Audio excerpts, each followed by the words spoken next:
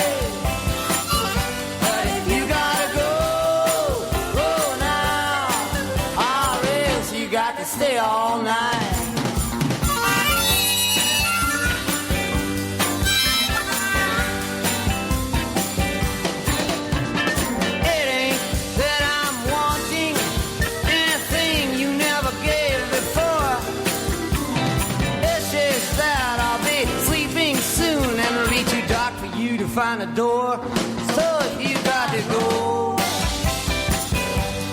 it's alright. But if you got to go, go now, or else you got to stay all night.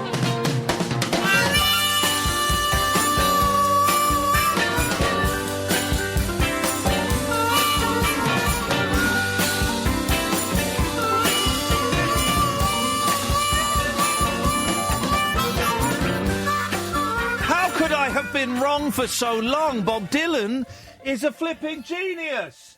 Bob Dylan's a genius. I finally, years after I started, I have finally got Bob Dylan. The man's a genius. He's a poet. He's a wordsmith. And you know what? He's a bloody good singer as well. He's Johnny Rotten 15 years before Johnny Rotten. 0344 499 1000. For some reason, we've got over 1,000 people watching us on Periscope. I don't know why. I can only apologise. This is Talk Radio. This is the late night alternative. For all the new listeners we've got today, up yours. Where were you for the last 2 years? For Christ's sakes, we've been sweating blood here, putting out gold. And so just for the new listeners tonight, we're going to do a tepid, slightly bland show. How's about them apples? Later on, I want to talk about Hawaii. How nuts must that have been? We'll phone up someone in Hawaii. We'll just phone a random number in Hawaii and see how they're doing after being told that they were they were at the receiving end of some nuclear missiles. Can you believe that? But before that, this is slightly more important. I think it's hugely more important than anything that's happened in Hawaii or anywhere else around the world. Forget your racist. UKIP members, and forget all of that nonsense. The thing that's on everybody's lips is, what the bloody hell was Mike Reid doing hosting an evening with Chevy Chase? Yeah? I was at GMTV on Friday, and Chevy Chase was there, and he walked past me twice, and it was a thrill. The second time he walked past me, I was actually reading the website, Why is Chevy Chase such an asshole? So I didn't ask him for a picture because I didn't want to get shouted at by one of my heroes.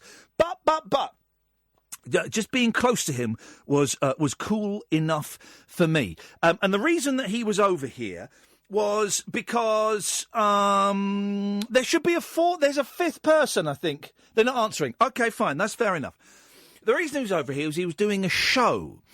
And there's been quite a few of these shows. An evening with Arnold Schwarzenegger. An evening with Sylvester Stallone. I don't know if they're put on by the same person.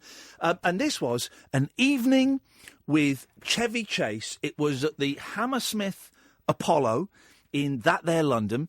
And I was kind of tempted to go, but it was my son's 8th birthday. So instead I went out for a Chinese meal with the family. And I probably had better value for my money. Because on Twitter, on Saturday night, I started reading, when I got back to my flat, I started reading that the Chevy Chase evening hadn't gone exactly as planned. In fact, people were calling it an unmitigated disaster. Now, I love Chevy Chase. Where's that buzz come from? Is that my your microphone, I think. Okie dokie, there we go. That's why we had you sat over there, because that microphone buggers up everything. I remember now. So this whole Chevy Chase evening, on Twitter, and people were saying it was a disaster. Now, Twitter can be a very cruel, harsh place, okay? So I never believe the first few negative tweets I read about something. But it was just tweet after tweet after tweet, and I could not find one positive thing about it. If you were there, 0344 499 1000. I've managed to secure a few people who were there, and there's so many names we could dive into. We've got Michael, we've got Paul, and we've got you. And stay there, guys. I'll come to you in a second. I want to go to Mark Serby first. Mark, you may remember, came on the show a couple of months ago to talk about his excellent Al Pacino book, What He Had Written. I say written. He basically just watched every Al Pacino film, and then I'm guessing he went to Wikipedia. I don't know. But it's a great... Of course he didn't. It's a great book, and I've got it, and I flick through it from time to time, and I enjoy it. But, Mark, you were there at an evening with Chevy Chase, weren't you? Good evening, Ian. Yes, I was there. Yes, I was one of the 2,000 that was in that audience and were completely stunned by what we were seeing. Now, first of all, let's get into this slowly. How much were the tickets, and when did you buy the tickets? Because I didn't know about this until I saw Chevy on Good Morning Britain on Friday. Okay, well, the tickets ranged from about £150, I believe, which were the... Excuse me, what?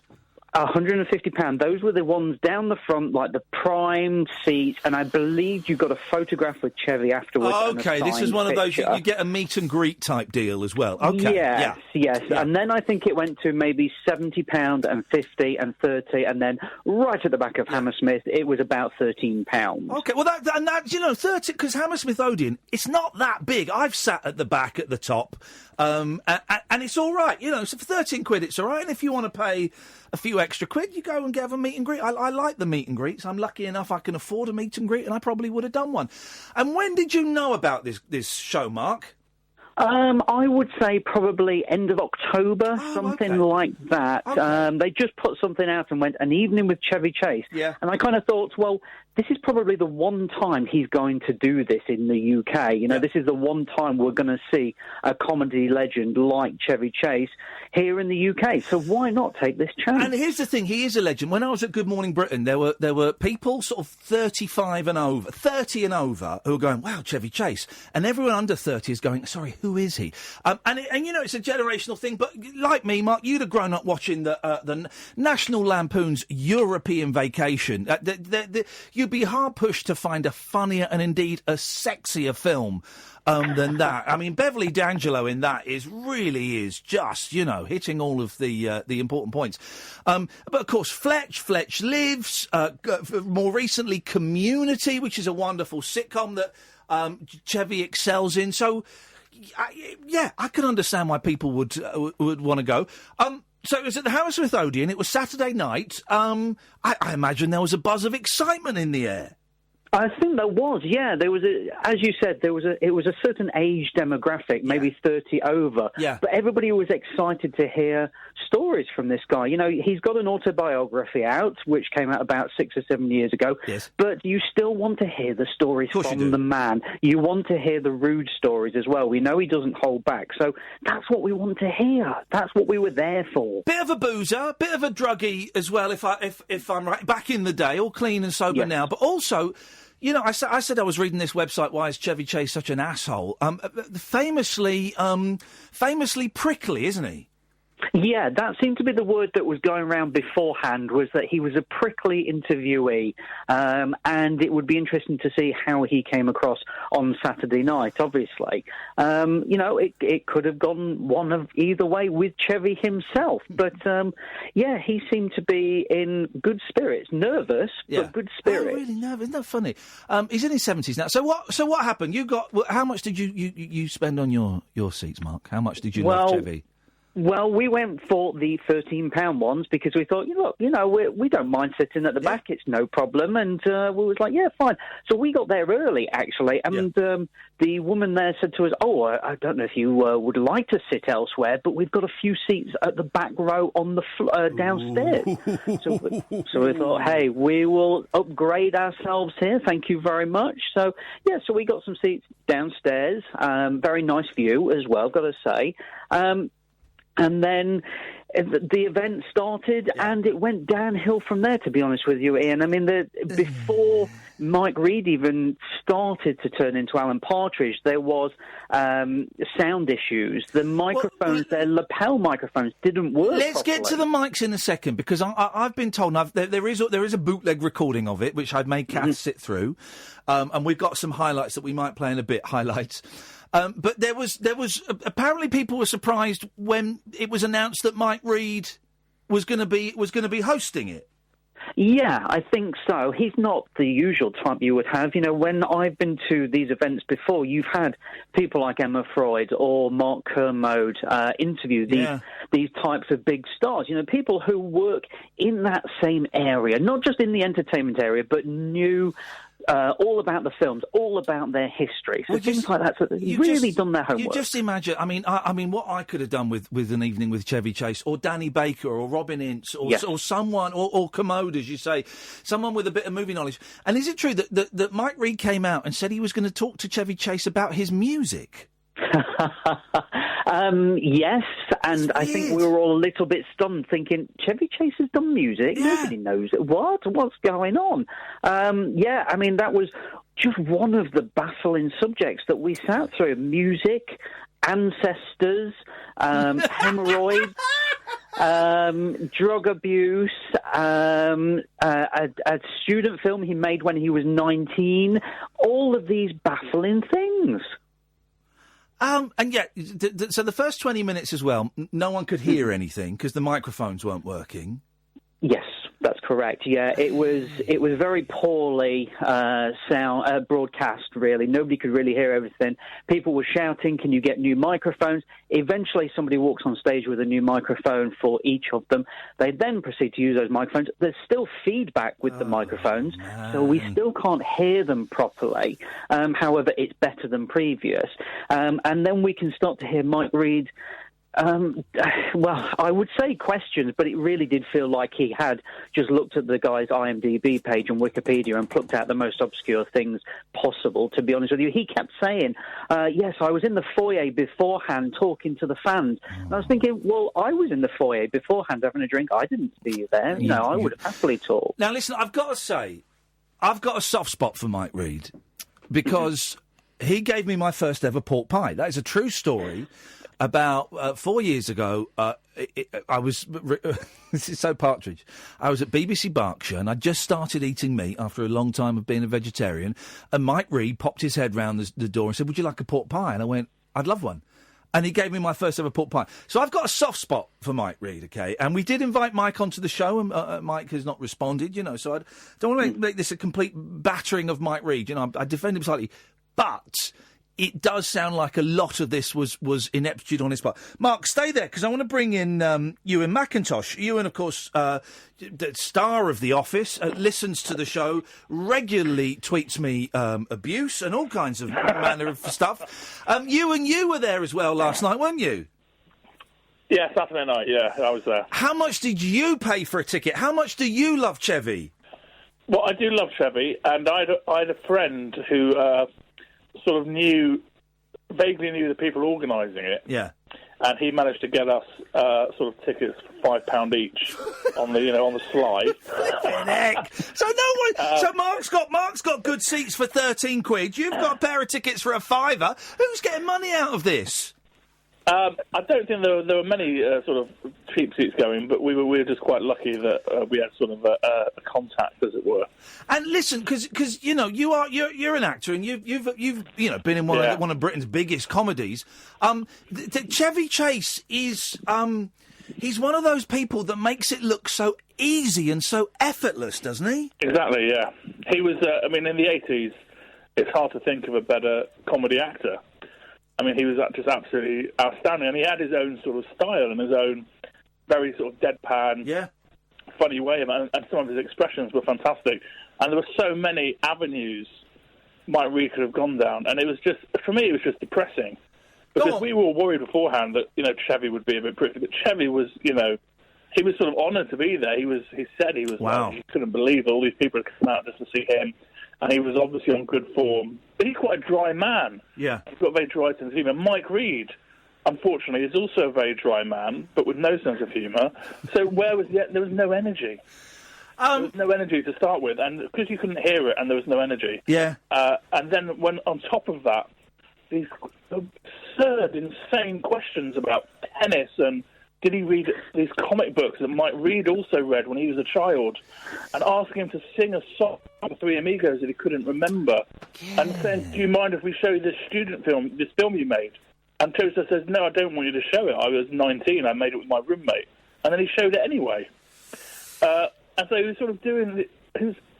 It's like I couldn't believe Chevy Chase didn't walk off a lot earlier. Was there? Because listen, it's interesting. Everyone has said that Chevy was up for it and was waiting for the questions that would get him to launch into the anecdotes.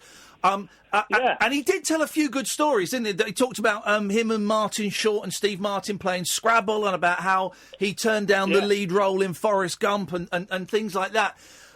Yeah, he did, and then Mike Reid, of course, mentioned that he'd turned down Doctor Who, and they were kind of somehow on the same level. There was also the brilliant line where Mike Reid talks about Chevy being a legend, and then says, "Now I'm a legend as well." And he says, "When you're a legend, like people like us," or something, doesn't he? Yeah, it was sort of he broadened it after. Says, "You're a legend," and sort of the thing with legends is we often. He changed it from Chevy to the two of them. And it was a very strange evening, and it was hot. The worst thing was there was so much love in that room at the beginning. Yeah. You got a standing ovation when he came out. I bet. People were just keen. People were up for it. Chevy was up for it. And the kindest thing I can say about Mike Reid is he either misread the room badly or he was badly briefed. But he didn't seem to... The thing is, we learned a lot more about Mike Reid than Chevy. Like, Mike Reid is interested in history and tennis and music. So these are the things he's asking Chevy Chase about. And that's the thing that, Mark, that I got from reading Twitter is that Mike Reid seemed intent on asking stuff that he wanted to talk about as opposed to the fans. Is that what you got, Mark? Yeah, absolutely. It was clear that somewhere along the line he had read that Chevy Chase was used to play tennis or still plays tennis. He goes, "Oh, well, I play tennis." So then he tries to form this discussion about tennis. Yeah. It doesn't work because Chevy Chase turns around and says, "Well, I am 74 now. I don't play too much tennis." And he says, "Oh, you used to play soccer?" And he says, "Yes, I used to play soccer." And then Mike Reid says, "Was that English soccer?" Oh, Jesus. As if there's something else. And then he launches into, so if you played English soccer, do you support a team? And everybody's thinking, this is interesting, but we haven't heard anything about Saturday Night Live or National Lampoon or Fletch, and now we're talking about the fact that he watches Manchester United. Did he at any point say, Tell us about how you got your break in SNL, or what was it like working on those National Lampoon movies? He sort of, what he did was he also had another weird idea that Chevy was sort of a writer at heart who'd sort of fallen into acting. Oh. And so he asked him about how he got his sort of first writing gigs at Mad Magazine and this sort of thing. And he said, well, you left Saturday Night Live because basically you were sort of a writer. And he was obsessed with the fact that Chevy was sort of I think he wanted Chevy to be a sort of a frustrated piano keyboard player. Right. And he was always asking these things about, he goes, I can't believe it. Do you still play the piano? He couldn't believe that he still didn't play the piano. He goes, he was like, you met Paul Simon for that video. Did you ask, like, Paul Simon, should we write a song together? And Chevy was like, well, no. He goes, why not, you should be at home writing music. So you get it was mad. I couldn't understand anything really.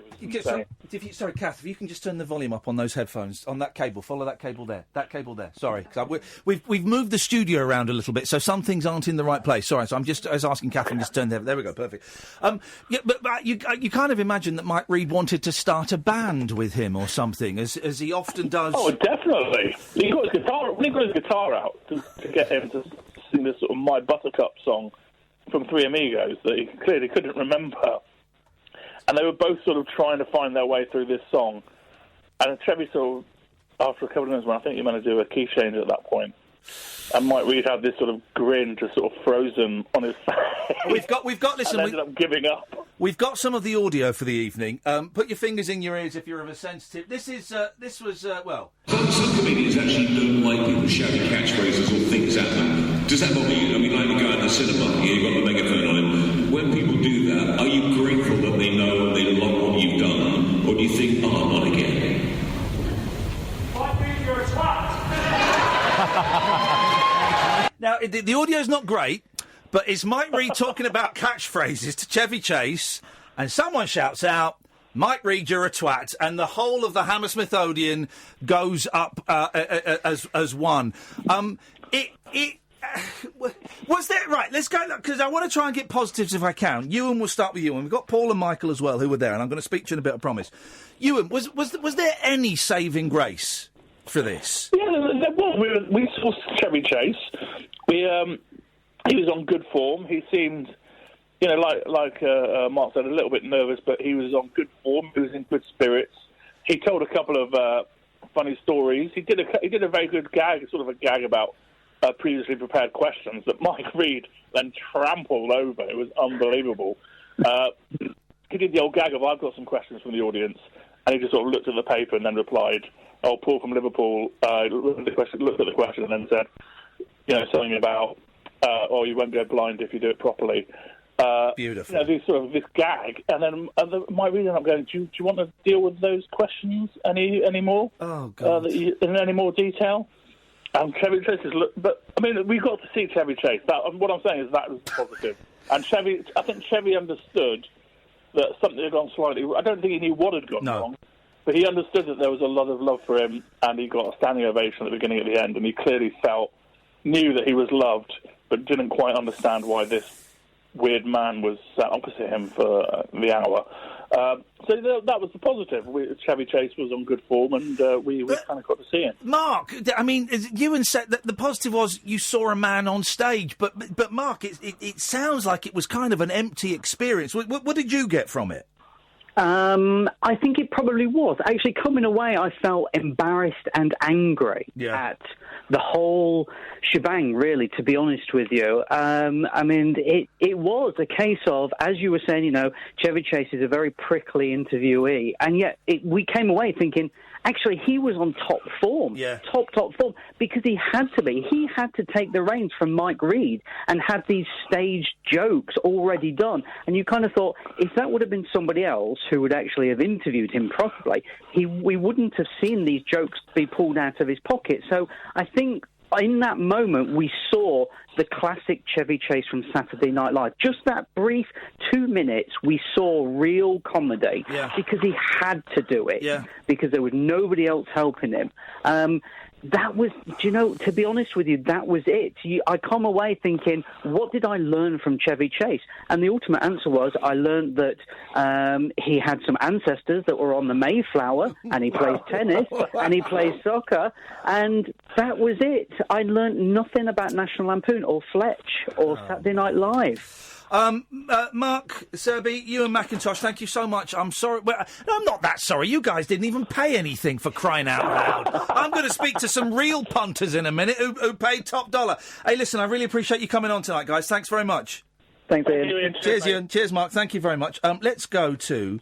if you were there, by the way, and if you had a great time, 0344 499 1000. Two people who one is a friend of the show, Paul, and another gentleman, Michael, who I bumped into on Twitter. Thanks for coming on, guys. Michael, let's start with you. How much did you pay, first of all? So, I'm Scottish, so I paid as little as humanly possible. So I was basically sitting in a roof tile for the majority of the show. Did anybody pay good money for this show? Maybe that's why they sent out the B team.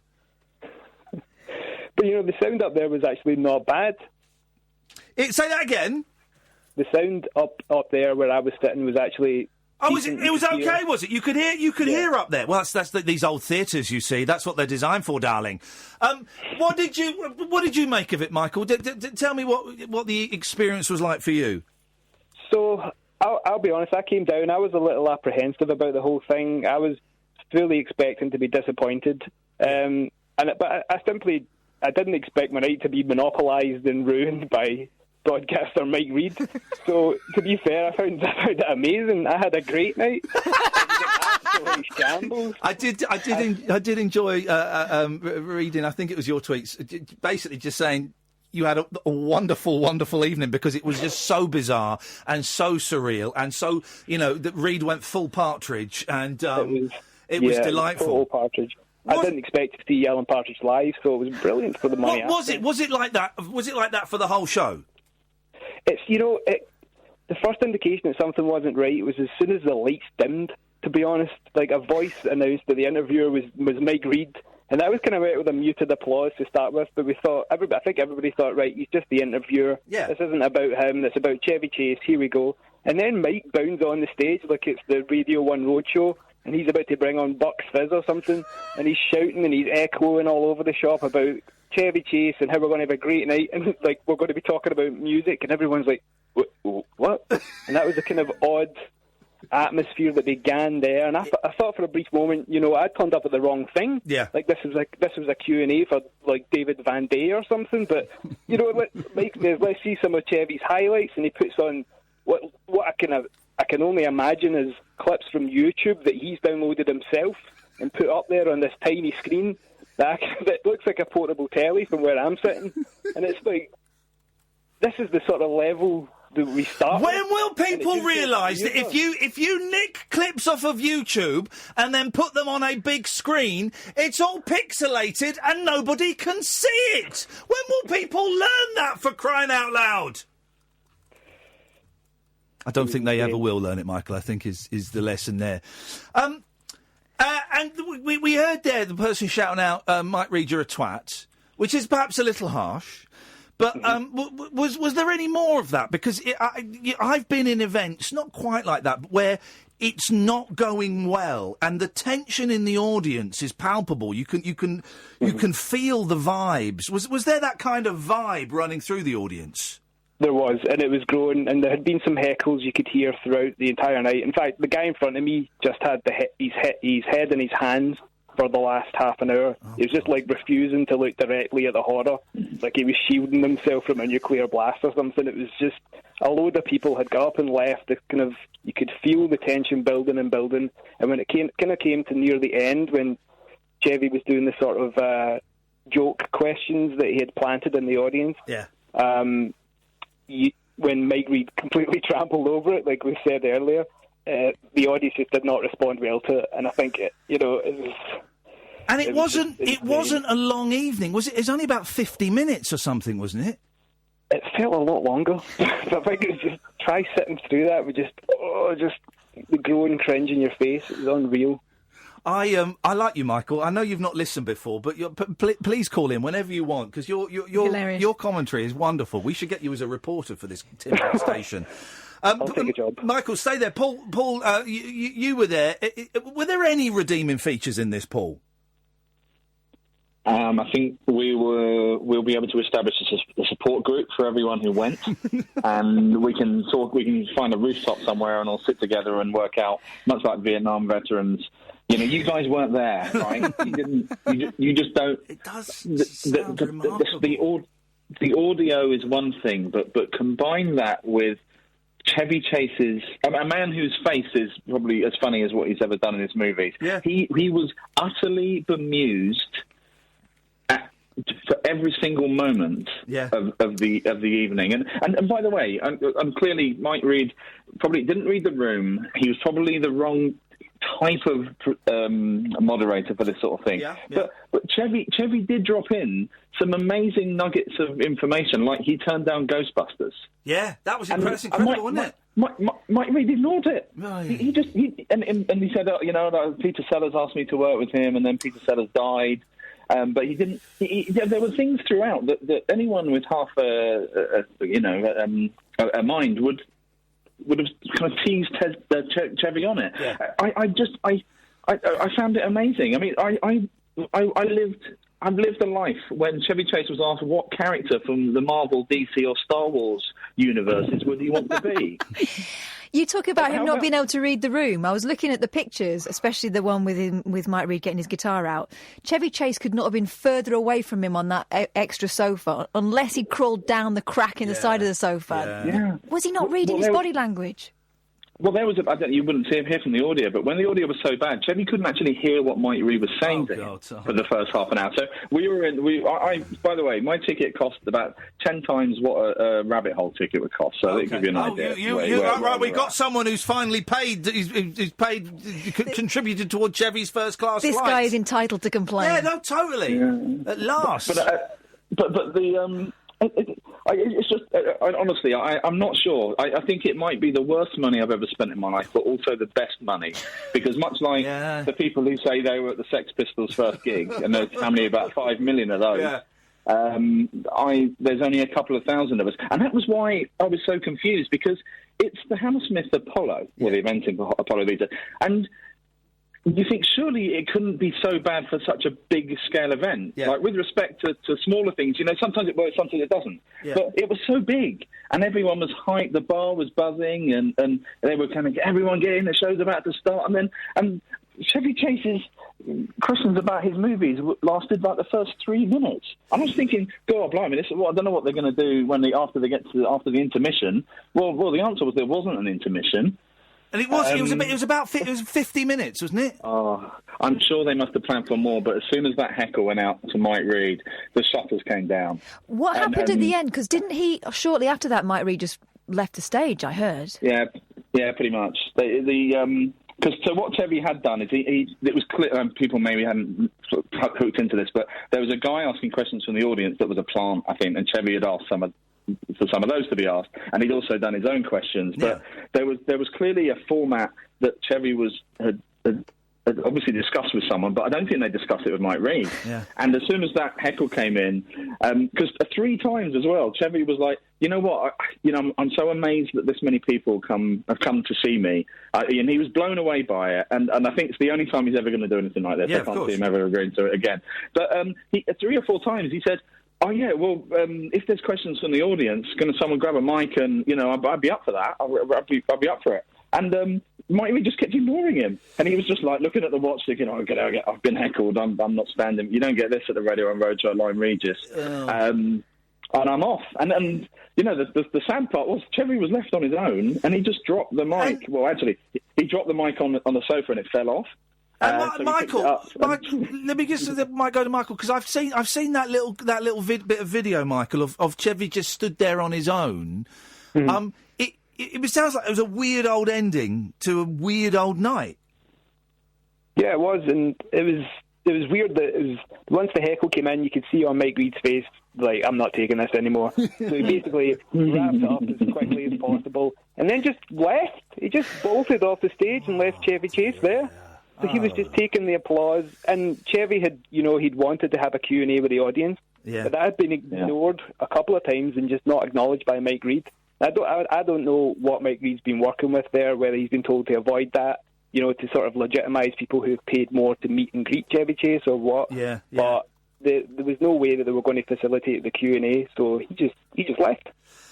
And the vibe, Michael first, then Paul, and we'll have a break, and we've got Anna's called in who was there as well. The vibe as you were leaving, because you go to a gig, and you're right, in the bar, there's that energy, and people are excited, particularly if it's someone they've not seen before, there's that energy. And after a good gig, as you're leaving, there's kind of that energy and that camaraderie of a wonderful shared experience. Michael first, what was the vibe like as you were all walking out? It was brilliant. It was electric. You had a whale of a time. Oh, I love it. Why was it brilliant? Everyone was just saying, what was that? That was the weirdest thing I've ever seen in my life. And, I've been to a lot of gigs, I've been to a lot of different types of music and different types of gigs, and I've never seen that kind of simultaneous disappointment and excitement on faces. Yeah. Paul, would you go along with that? Was it like a camaraderie at the end of it? Yeah, it was weird because it was quiet because I don't think anyone was sure what to say to each other. But then a few people started, because the guys in the row before me, they left 20 minutes before the end, and there were people leaving throughout. But I think everyone realised that we all thought the same thing, but we were too British to say it immediately. But then once the gloves are off, you're on the steps of the Apollo, on the Underground. And I looked on Twitter, and already it was just all over it. And I mean, 2,000 people can't have got the wrong end of that stick. No. We all shared an experience. Well, listen, guys. I wish I was there. I really do. Paul, lovely to talk to you. We've spoken before. Michael, we've never spoken before, brother. But you'd be welcome any time, man. I really enjoyed that. Thank you very much. Thank you. Cheers, mate. Thank you. Thank you, Paul. Cheers. 0344 499 1000 is the telephone number. Anna, stay there. I'll come to you in a bit. Anna was there. We won't talk about this all night. If you were there, let us know. Mike Reid, if you're listening, you'd be more than welcome to come on, because I don't want this to be, and I did make a point of, I retweeted someone yesterday or Saturday night saying, look, I know Mike Reid, he's a good bloke, maybe he just had a bad day, it happens to all of us. So I retweeted that, because, yeah, you're right, maybe.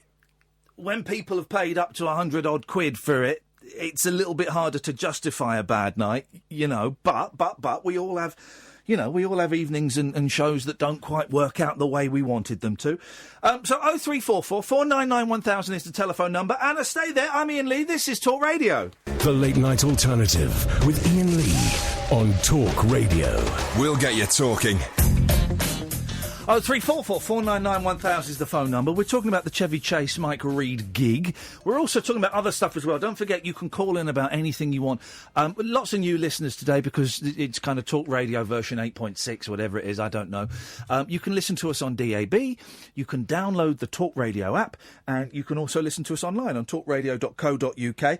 Anna, you were at the Chevy Chase gig. Can I ask, did you actually pay for your tickets? Hi, Ian. Yes, I did. Well, I didn't. My boyfriend did, if that counts. How much? Can I ask how much you paid? I think they were £30 each, but I did get a ridiculous upgrade for a legitimate reason, if I can go into that. Yeah, go on. Let's have your ridiculous... I just lost a contact lens, so I asked if I could be a bit closer. If anybody wants to use that tip, they can take that for free. Hang on. This is brilliant. I believe that, Anna, that we would call this a life hack. So hang on. Yeah, it kind of is, yeah. You made up a story about losing a contact lens. No, I actually had it. Yeah, all right, Anna. That day. I swear down. Anna, you don't need to convince me. You don't need to convince me. I'm on your side already. What was funny is they actually gave us the house seats, like these ridiculously good seats with amazing leg room. And there was 3 guys behind us, built like brick shit houses, who had no room, who were having to be crushed up against us. Why do you need leg room if you're blind? Anyway, so you had really, really good seats. You got upgraded because you lost your contact lens. What did you make of the evening? I just feel like I've been in a surreal dream ever since did that actually happen. I feel like it's going to go down in history, like the Bill Grundy interview with Sex Pistols, as one of those things that people say, yeah, I was there, when they weren't actually. So I can honestly say I was there. This is it. This is the thing. I was reading it and thinking, oh man, I wish I'd blown out my son's 8th birthday dinner, and I'd gone to see this. At what point did you start to think, I don't think we're going to get the evening we were expecting? I think pretty much straight away. I mean, obviously the audio issues didn't help. It was like they'd went to Maplin and got the cheapest mics possible. And the last thing I'd seen there, I think, was Kate Bush, which was amazing, this grand scale. Oh, it's a great venue. It's a great venue because it's big, but it's not too big. But it's like they'd spend £50 on dressing the stage, and there was absolutely no effort made, I don't think, to really make it an event. Like, my partner and I had seen Mel Brooks do his one-man show, which was much smaller scale, but felt very much like a real production. This just felt like two guys sitting on the sofa having a chat, which if the conversation is captivating enough, then you forget that there's no set. You kind of get sucked into it, but it just seems like it never really got started. And also, 50 minutes, just over 50 minutes for an evening. That's tight, isn't it?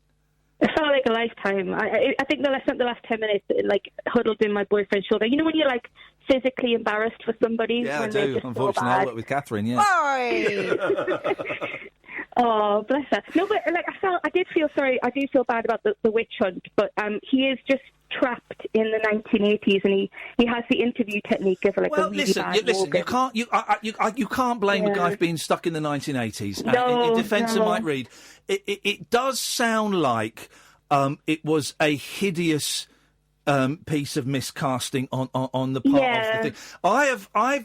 I was speaking to a couple of sort of friends in TV about this, and I've heard rumours that Mike Reid wasn't the first choice. I don't know, one of the Joels, either Joel Lycett or Joel Dommett, was up for it. This is, I don't know if this is true or not. This is just someone said, oh, I heard that such and such was up for it. So I do... You do wonder with these things. I imagine, right, that to get a big star like that over, you've got to fly him over first class, you've got to put him in a nice hotel, and you've got to give him a big amount of cash, right? Yeah, but then why'd you stick him with the wrong person? Well, no, this is the thing. Well, I'll tell you why, I think, and this is just me guessing. You've got to make every penny count. You've got to make every penny count. So that means no set. That means getting someone who's going to be a bit cheaper, perhaps, to do the interview. And also, again, I don't know how true this is, but when I was at Good Morning Britain on Friday, and I said, whoa, you've got Chevy Chase coming in, and one of the presenters said to me, yeah, ticket sales are really bad, so this is why he's coming on to try and flog it. So I don't know how true that is. But I hadn't heard that it was happening, and I like to think I've got my finger on something, someone's pulse. I get that the cost thing might have been consideration. I get it. But I also think people like Kermo, there'll be people falling over themselves for the chance to interview Chevy Chase, because it's a once-in-a-lifetime thing. You know what he's like. Yeah, again, I get the feeling that... and again, I don't know. This is purely conjecture. We've invited Mike Reid on, we invited the producer on, right? I get the feeling it was kind of a mates rates kind of thing. Possibly, yeah. I wonder, can you see who did put on the evening with Sylvester Stallone and the evening with Arnold Schwarzenegger, if it's the same person? Because those are very successful evenings, but sound like they follow a similar kind of thread to this, a similar kind of thing to... I've just seen who you are, Anna, because I've just seen you on Twitter. You got your picture taken with Ewan, didn't you? Oh, well, yeah, that's a funny story. It's probably the highlight, to be honest. My partner and I was chatting with Iain and Mark Dolan at the end about the debacle and just generally about comedy and Chevy and the fact that they didn't mention SNL at all, and he is the king of SNL. Yeah. It wasn't even brushed upon, I don't think. I think there was a few little mentions to John Belushi, but absolutely nothing about the SNL, I don't know, crowd at that time. He just missed a massive opportunity. Which is just incredible. Kind of cheated as a fan. Yeah. Because as a fan, I guess, and you've grown up, I don't know, I was, 80s child, I suppose. You see it as part of your childhood. You've missed out. I don't feel like I've learned anything new about Chevy Chase. Apart from that, he is incredibly good at comic timing. It's like... He did a great line. I've got it, but the audio's not clear enough to hear it, where Mike Reid says, have you got any advice for young people that might be doing drugs. And yeah, Chevy... dip your finger in and taste it first. What a great line. What a great line. Dip your finger in and taste it first. I mean, it's naughty, it's wicked. What a great line. And you just think if he'd been given the chance to throw out a few more of those lines, we would all be going, oh my God, we missed Chevy Chase. And it was a wonderful, 2 hours of stories and anecdotes. And we learned why he fell out with Bill Murray and what it was like to work with John Belushi. And instead, we're scrabbling around for crumbs, aren't we? Yeah, he was incredibly charming though, and incredibly patient. He didn't seem frustrated at all. I mean, there was certainly towards the end, you could see him kind of thinking, "I don't understand the relevance of this question whatsoever," and he had a slight amount of contempt. But he was turning it around, trying to be quippy, and which obviously he is. I think he did incredibly well. I was expecting him to thrash him with the microphone at one point. I've got someone texting in saying they were flogging 2-for-1 tickets at the end of last week, and they also moved people from the cheap seats to fill up empty rows in the stalls. Well, dear texter, we got Anna, who pretended she was blind so she could get moved up. Swear down. Only win one eye. Oh, Anna, listen, thanks for calling in, and well done for being a very special evening. Yeah, I feel honoured. Thank you very much. Let's go to Mark. Mark was there. Mark, what did you make of it? The bits I was awake for, I just cringed through. Oh God! It was only 50 minutes long. You can't fall asleep that quickly, can you? Well, it was my 50th, and I'd been at Stamford Bridge watching the football, and we decided to just go in the last minute because tickets were only a tenner. Oh no! So we had a good drink beforehand, so I chose to sleep through the first bit. Did you actually fall asleep in it? About 5 minutes in when I realised what a car crash it was. Oh, legend. Mark, everyone that went there is a legend. But I woke up when Mike Reid got his guitar out, and that was quite good. I thought I'd woken up and I was watching Alan Partridge. Yeah, this is the thing, and again, I don't want to make this an attack on Mike Reid because Mike Reid is very good at what he does, and perhaps him interviewing, a star of movies predominantly in the 70s and 80s.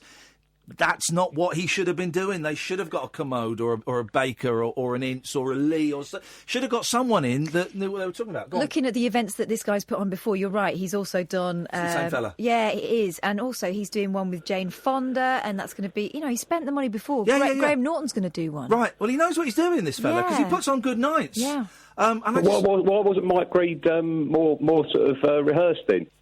Well, this is the thing, Mark. This is what I can't quite get my head around, and I do wonder. Benefit of the doubt, maybe someone dropped out. Maybe these things happen because was there any redeeming part of it, Mark? Apart from the fact you had a good kip. Yeah, when someone said in response to a favourite Monty Python line, when the bloke shouted out, "Mike Reid, you're a twat." That was the best time in comedy of the whole evening. It was the biggest laugh as well. Oh, mate. Well, happy 50th, Mark. Cheers. I'm glad you had a good night. Thank you, mate. Looking at the advert for the Chevy Chase thing on this guy's events website, there's no mention of who the presenter is. No. It's interesting, isn't it? It's really interesting. Well, it sounds like everyone that went... 50 minutes, though, that's the thing that gets me, right? If people are spending a tenner, or if they're spending 150 quid, 50 minutes is not good value for money. When we do the live, the rabbit hole...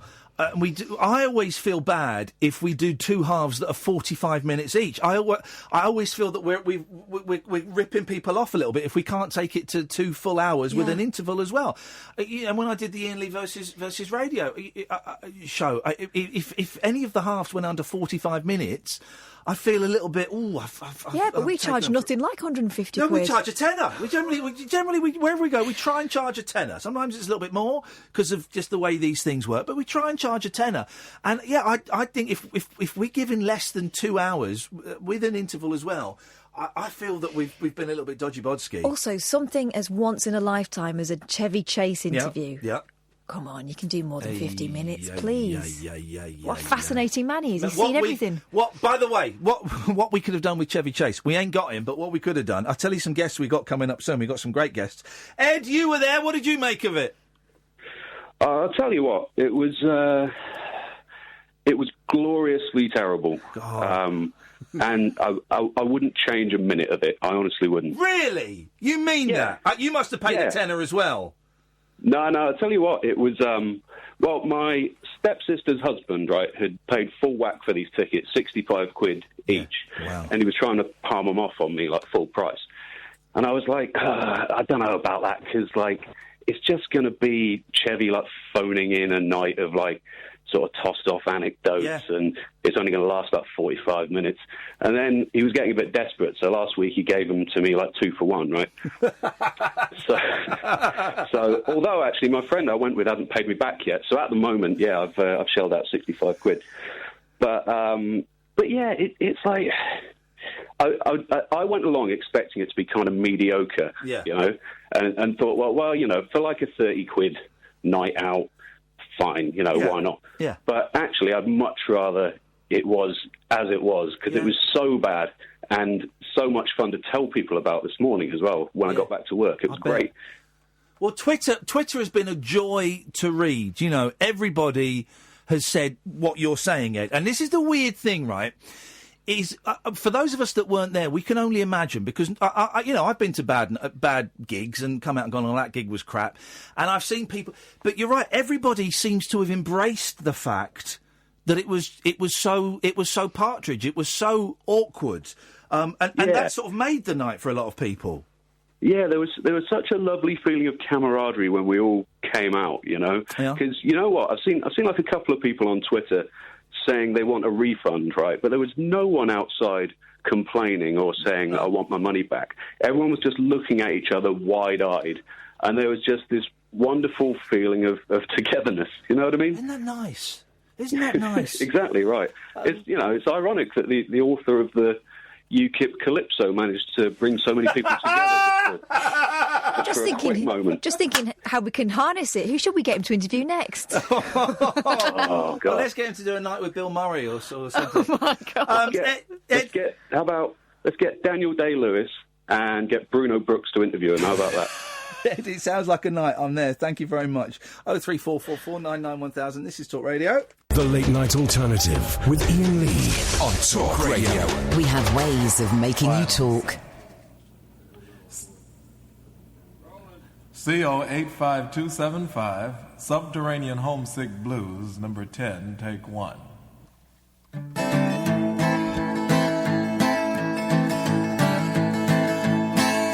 Johnny's in the basement mixing up the medicine. I'm on the pavement looking at the government. A man in a trench coat, badge out, laid off, says he's got a bad bill, wants to get it paid off. Look out, kid, it's something you did. God knows when, but you're doing it again. You better duck down the alleyway looking for a new friend. Man in a coonskin cap and a pig pen wants $11 bills and you only got 10.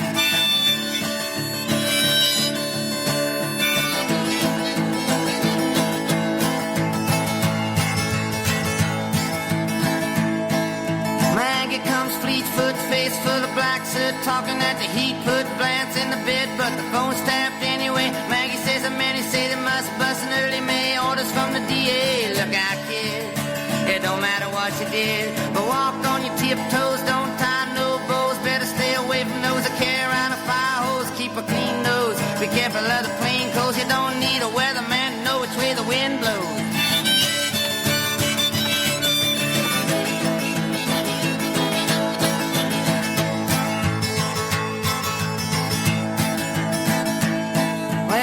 Sick, get well, hang around the inkwell, ring bar, hard to tell if anything is gonna sell. Try hard, get barred, get back, ride rail, get jailed, join bail, join the army if you fail. Look out, kid, you're gonna get hit by users, cheaters, six-time losers, hanging around the theaters. A girl by the whirlpools looking for a new fool. Don't follow leaders and watch your parking meters.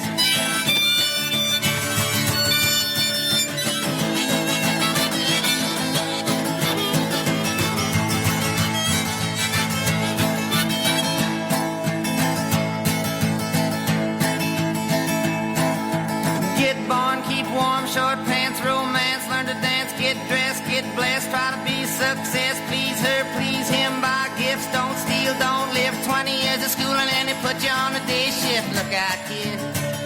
they keep it all hid. Better jump down a manhole, light yourself a candle. Don't wear sandals, try to avoid the scandals. If you don't want to be a bum, you better not chew gum. And the pump don't work because the vandals took the handles. I mean, how... I've heard that song, Subterranean Homesick Blues by Bob Dylan. I've heard that a million times. We've all heard it a million times. That's a slightly different version. That's on the bootleg series, Volume 2, I think.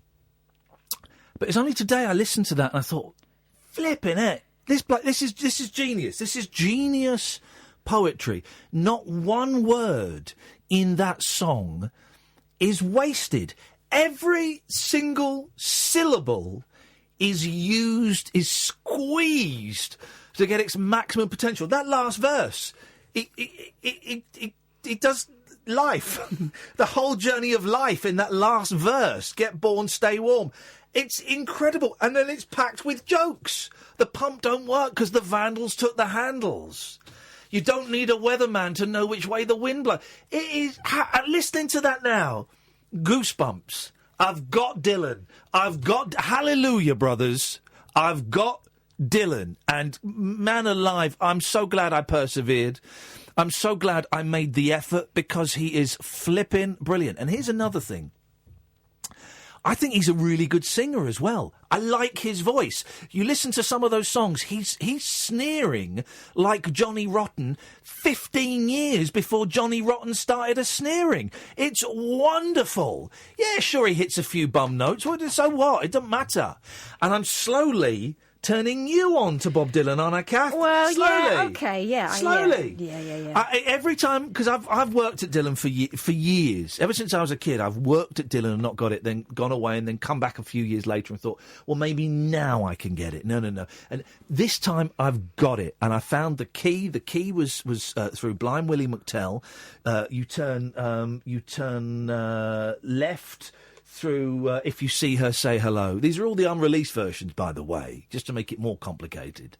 But I get it, and boy, oh boy, how exciting to know that I've just started on the journey of not only one of the biggest, one of the biggest back catalogues there is. And there's that wonderful... I can't wait to listen to... I can't remember if it's the Royal Albert Hall or the Royal Free Trade Hall in Manchester. The famous... where he does the first half acoustic, second half electric, and someone shouts out, Judas! And he turns to the audience and says... what does he say? What does he say after... Judas... I don't know what you mean, man. Something like that. I don't know what you mean, man. Then he turns round to Robbie Robertson of the band and says, play it effing loud. And you think, man alive, in 1966, a pop star who was not afraid to travel the world knowing he was going to get booed. And when he got booed, instead of shrugging his shoulders, instead of apologising, instead of unstrapping the electric guitar, he turns round to his backup band and says, play it effing loud.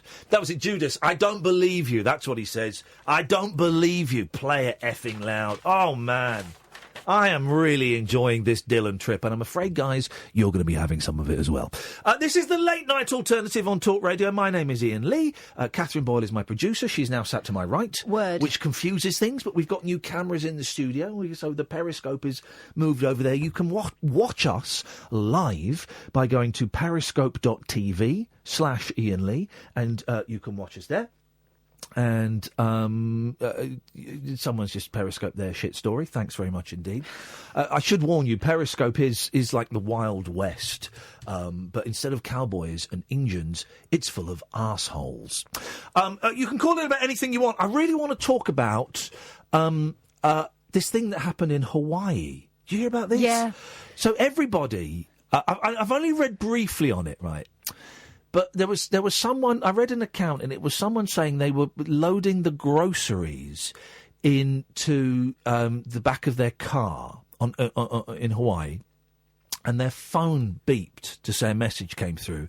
And as they reached for their phone, they turned around and saw everybody in the car park looking at their phones, looking at the person next to them and diving for their cars. And the message said something like, we are about to be hit by a ballistic missile strike. This is not a drill. This is not a drill. And it took, I think, about 30 minutes before people were told it was a drill and we screwed up and we're really, really sorry. And what's interesting is, had that happened under Obama or Clinton or even the Bushes, there might have been... People would have still taken it seriously, but there would probably have been a little bit more scepticism, a little bit more, can this be... But living under Trump, it seems like, oh shit, we're going to get nuked. Okay, guys, it just that kind of thought process of is this real is slightly bypassed. I tell you what we'll do. Listen, if we've got anyone listening in Hawaii, congratulations, well done, you win life. But give us a call. What we'll do is we'll call a number randomly in Hawaii and see if we can get someone. Sometimes that works and sometimes that doesn't work. But it would be really nice if we could just speak to someone and say, "Hey man, how's it going? I feel your pain as someone who spent most of my teenage years in the 80s fearful that the nuclear bomb was going to come. I feel the Hawaiians' pain." 0344 499 1000 is the phone number. Let's go to Dan. Good evening, Dan. Hey, Ian, how's it going? I'm good, thanks, mate. What you got for us? I was at the Chevy Chase gig. Now, were you really at the Chevy Chase gig, or are you one of these bandwagon jumpers, Dan? No, I wrote the article on flickeringmyth.com, which you kindly retweeted. Oh, Dan, you wrote beautifully about it. Absolutely beautifully about it. Give us the link again, so people... In fact, if you tweet me again, I'll retweet it. Yeah, it's on the top of your tweet. It's flickeringmyth.com, and I had to expel... I had to get it out of myself like a demon. It was like an Evil Dead, sort of conjuring. I had to get it out. So what was it? Can I ask? And I wouldn't normally ask. How old are you, Dan? I am 40. Oh, okay, 40. All right. So you got a very young voice. A very young man. I was going to say 28, but okay, we are of a similar age. I'm slightly older, but so I'm guessing that Chevy Chase meant a similar thing to you that he means to me. Good. Funny movies as a kid. Well, I'm a scriptwriter, and Chevy's one of the reasons I'm actually doing this. I grew up on Fletch and Caddyshack and Foul Play. And... Caddyshack, what a movie. Exactly. I tell you what I like as well, that often gets overlooked, it's a little bit too long. Cops and Robinsons. Yes. That's a great movie. And Funny Farm, which Chevy kind of mentioned actually on the stage was his favourite, but obviously Mike wasn't interested. He wanted more tennis questions and wanted to talk about 1620s ancestors and the Mayflower. But yeah, so I was there seeing my hero, and as I said in my article, we all know what Chevy's like. It's no secret that he is, a prickly interview. I've just found your tweet, so I'm just going to retweet it. If anyone wants to read, I'm just going to do a link to it. So if anyone wants to read Dan's account, I'm going to tweet it now. You carry on. Go on, mate. Yeah, so my concern was that, Chevy was going to be the problem, not the host. But at that point, we didn't know who the host was. Like you said earlier, these other events had been advertised with Jonathan Ross or Graham Norton and Piers Morgan. And funnily enough, a friend of mine, when we were going in, going, oh, God, I hope it's not Piers Morgan. And within about 20 minutes, we were praying for Piers Morgan. When you're praying for Piers Morgan, you know there's a problem. Yes. And, it was like a bizarre performance piece. It really was strange. I mean, we gave Mike some leniency in the first 10, 15 minutes because of the sound issues. But then once the sound was sorted, we realised that wasn't the problem, and we were wishing the mics were turned off again. Did you pay any money for this, Dan? Because we're struggling to find people that paid top dollar. I paid, a friend of mine and myself, we paid about £23 each. And did you get moved up? Did you get moved up to good seats? Yeah, this is the weird thing. When we booked in November time, because I followed Chevy on Facebook and stuff, so that popped up. Yeah. I saw it about November. We booked tickets early. But when we booked, I was quite surprised. It looked like tickets were selling out on the little map that you get. Yeah. So shit, we better book them quickly. But then once we got there, up in the nosebleeds, there was nobody there and no one moving us down. So we were thinking, oh, this is great, we're getting an upgrade, but we realised it was the equivalent of being moved to the passenger seat of a minibus without a brake. Literally, like, as you've heard, because I'm friends with Ewan and seeing Ewan there, I thought maybe you'd be getting, like, you know, Brent flashbacks when he got the guitar out. Yeah. But literally, like all the other guys have said, as soon as they said Mike Reed, you heard a sort of 2,000 people say, huh? And do you know what? I'm getting angry because I don't want to make this into an attack on Mike Reed because he's good at what he does. But how can you screw this up? How can you screw up, Chevy? Hey, Chevy, it's great to meet you. How did you get into Saturday Night Live? What was that like? Boom. There's your first 20 minutes of questions. And John Belushi, what was he really like? Exactly. Boom. There's another 10 minutes. It's a very difficult thing to, like you say, it's a very difficult thing to mess up, and somehow he managed it. You know, like he'd say Danny, and everyone in the audience know he means Aykroyd, and apart from Mike Reed, and like he'd say John, and we know he means Belushi, or Martin, he means Martin Short. But Mike Reed didn't seem to know this. He seemed to be the only person in the room that didn't know Chevy's back catalogue. He didn't ask him anything about the community kind of stuff that was going on at the time. He didn't ask him about National Lampoon. He asked him if he read the Little Abner comic books from the 1950s. Because that's what we all wanted to know. Have you read the Little Abner comic books? It was insanity. All right, question 3. That National Lampoon. Did you realise what was it like working on those? And did you realise it could take off? There's another 15 minutes you've got. That's all you've got to do. That's it. Exactly. Or you go on with a list of names. So I'm just gonna read out some names of people that you've worked with. Just let us know. Martin Short, Steve Martin, John Belushi, Dan Aykroyd. You just read out a list of names and you get the stories. The crazy thing is, on Twitter, they actually asked a day or two before if there was any questions to ask on the night. Yeah. And I've, being a fan of Chevy like you are, I read years and years ago that he and Eric Idle were writing National Lampoon's Australian Vacation. Oh, yes. So I went on, I asked this question, and Eric Idle saw it and chimed in on Twitter. Really? Started talking about it. So you've got Eric Idle offering up information. So they would have seen that question, and they didn't ask it. Man.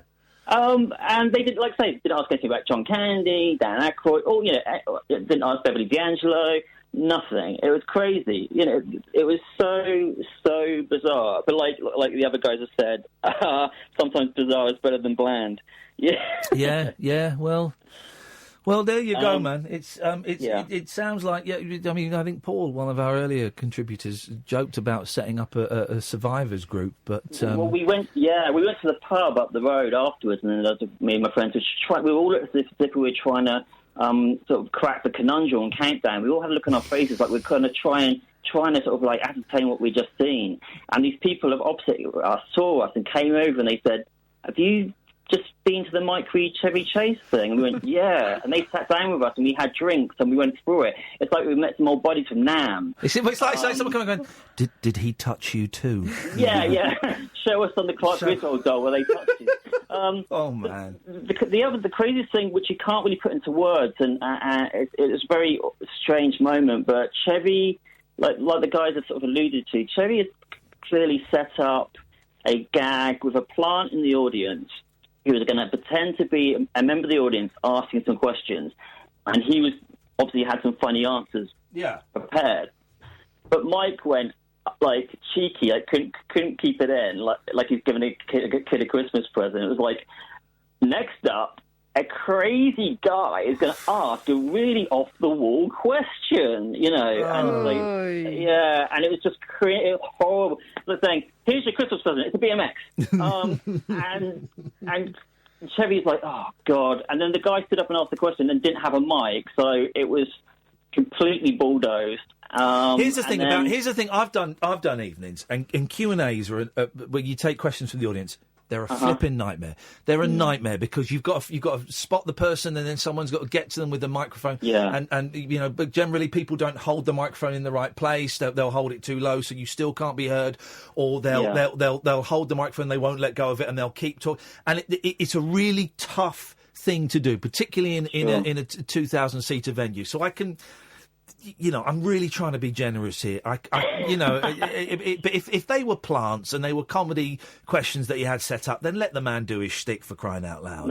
Yeah. The funny thing, I know you had mentioned that maybe he was a last-minute substitute for someone, but I don't think so, because he had a page dedicated to him in the programme. Oh, God, really? And his surname spelt 3 different ways in the bio.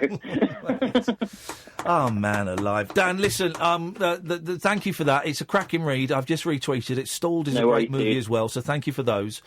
Cheers, thank you. No, thank you, man. And listen, keep in touch. Yeah, we'll do. Thank you, Dan. Cheers, there we go. He's one of the people behind this very funny movie called Stalled, which they sent me ages ago and I never got round to mentioning on air, but it's a good film. 0344 499 1000. Stephen, Jonathan, Alan, stay there. We will come to you in a bit. My name is Iain Lee. This is the Late Night Alternative on Talk Radio. Uncut, after-hours conversation for the up-all-night generation. The Late Night Alternative with Iain Lee on Talk Radio. We'll get you talking.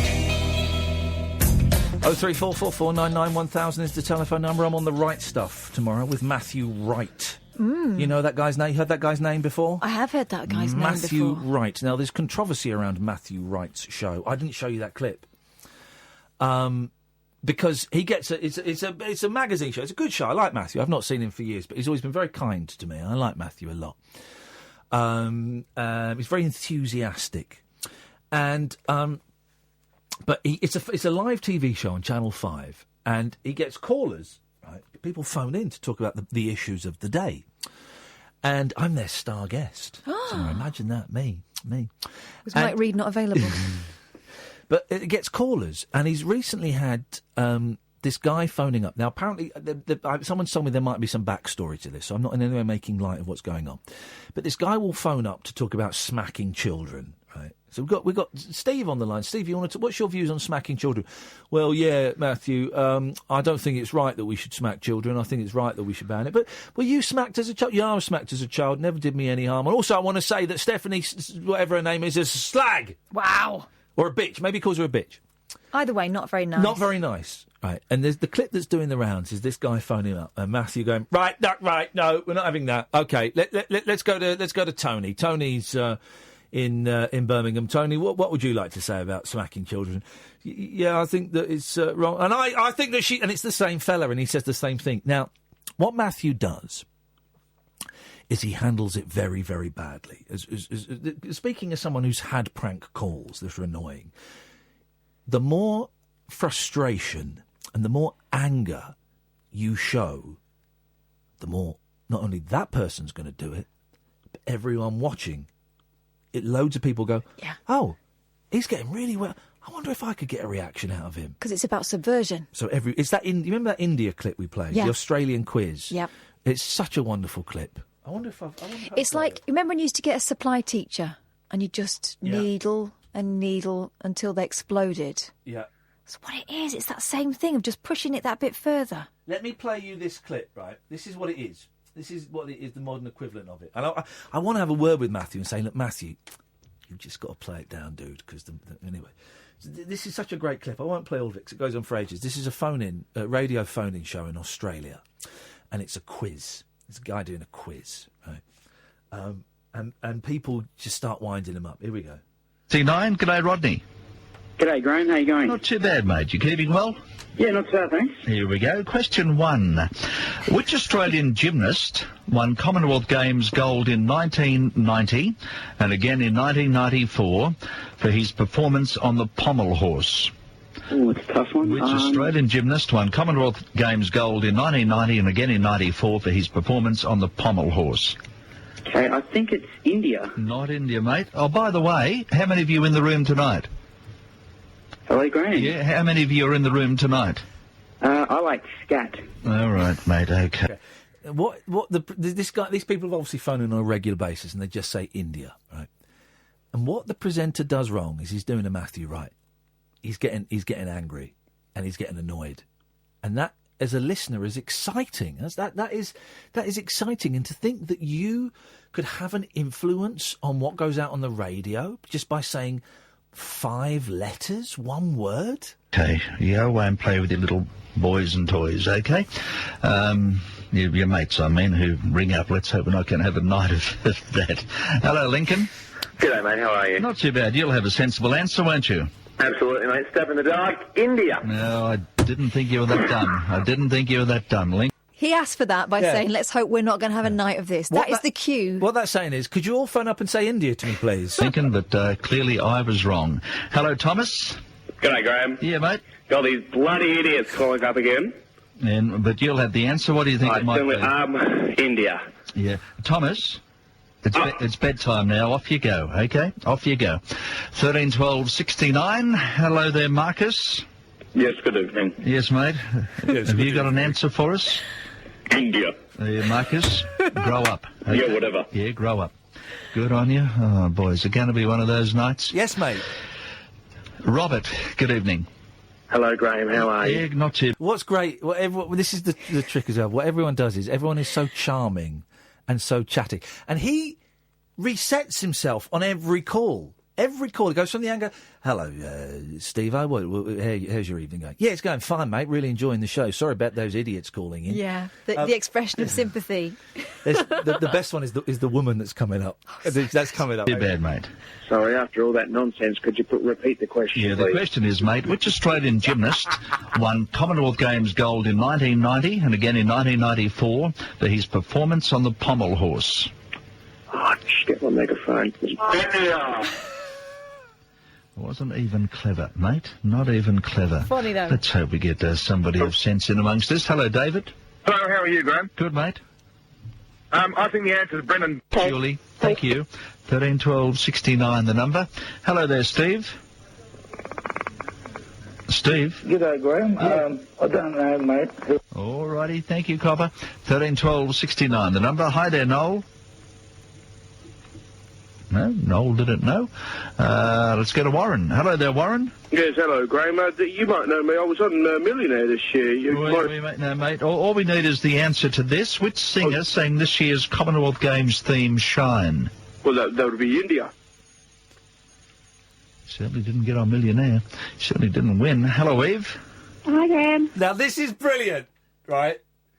Because it's blokes that do this. It's always blokes that do this, right? Because women are far too intelligent. They've got much more important things to do than phone up and prank a bloke. You hear some poor old bloke struggling. Yeah. Women have got more empathy, haven't they? They're not going to do that. This woman's brilliant because she realises she's doing something a little bit naughty and she really enjoys this. And you listen to the disappointment in this guy's voice when he realises that one of his sisters has let him down. Yes, who do you think it was?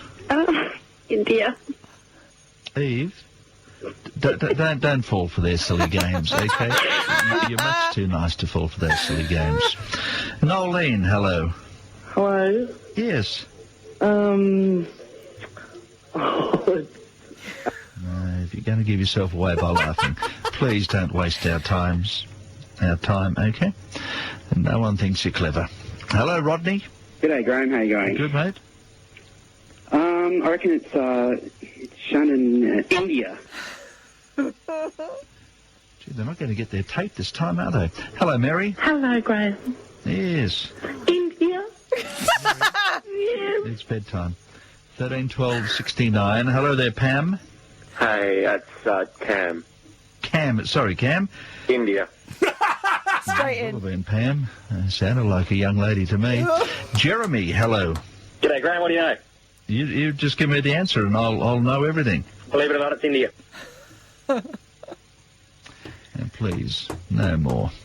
Hello, Betty. Hello, Graham. How are you tonight? Good, thanks. That's good. Shannon Noel. It is Shannon Knowles. So you're a clever one. Then I think this is another night. I think it goes on to another night. Lois, good evening.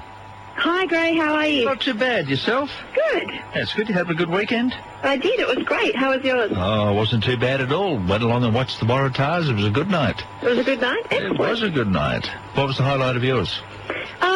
Well, I went out with friends for dinner and, that sort of thing. Nothing too exciting. I'm nosy, aren't I? You are a bit nosy, Graham. Here we go. Question 1. Good luck. Who is the Premier of Tasmania? India. Oh, Lois, I thought you'd grown out of that. Thanks, darling. It goes on. 13 12 69. Hello, Michael. G'day, mate. How are you? Not too bad, Cobber. The That's Premier right. of Tasmania. Premier of Tasmania. Yeah, been in the news with Beaconsfield and things like that. Oh, no, Shaw was the name for the union. No, not sure. Remember, we take the first answer. No. Hello there, George. Hello, how are you? Not too bad, mate. The Premier of Tasmania. India. No, you need an education, don't you? 13 12 69. Harry, is it? Yeah, Harry, how you going? Yeah, not too bad, mate. The Premier of Tasmania, any idea? First time I've ever called a radio station, but I need the answer to this one. Yeah? Yeah, India. Well, make that the last time you found It goes on for so much. I love it. He's I love it. He's so easy to wind up, though. Can you do me a favour? Can you try and find out who that guy is? India. See if he's still alive. Let's get him on the show. And then we'll just say India and cut him out. No, let's see if we can get him on the show, shall we? If he's still alive. I mean, it sounds like it was a while ago, and he sounded oldish then, so we don't know.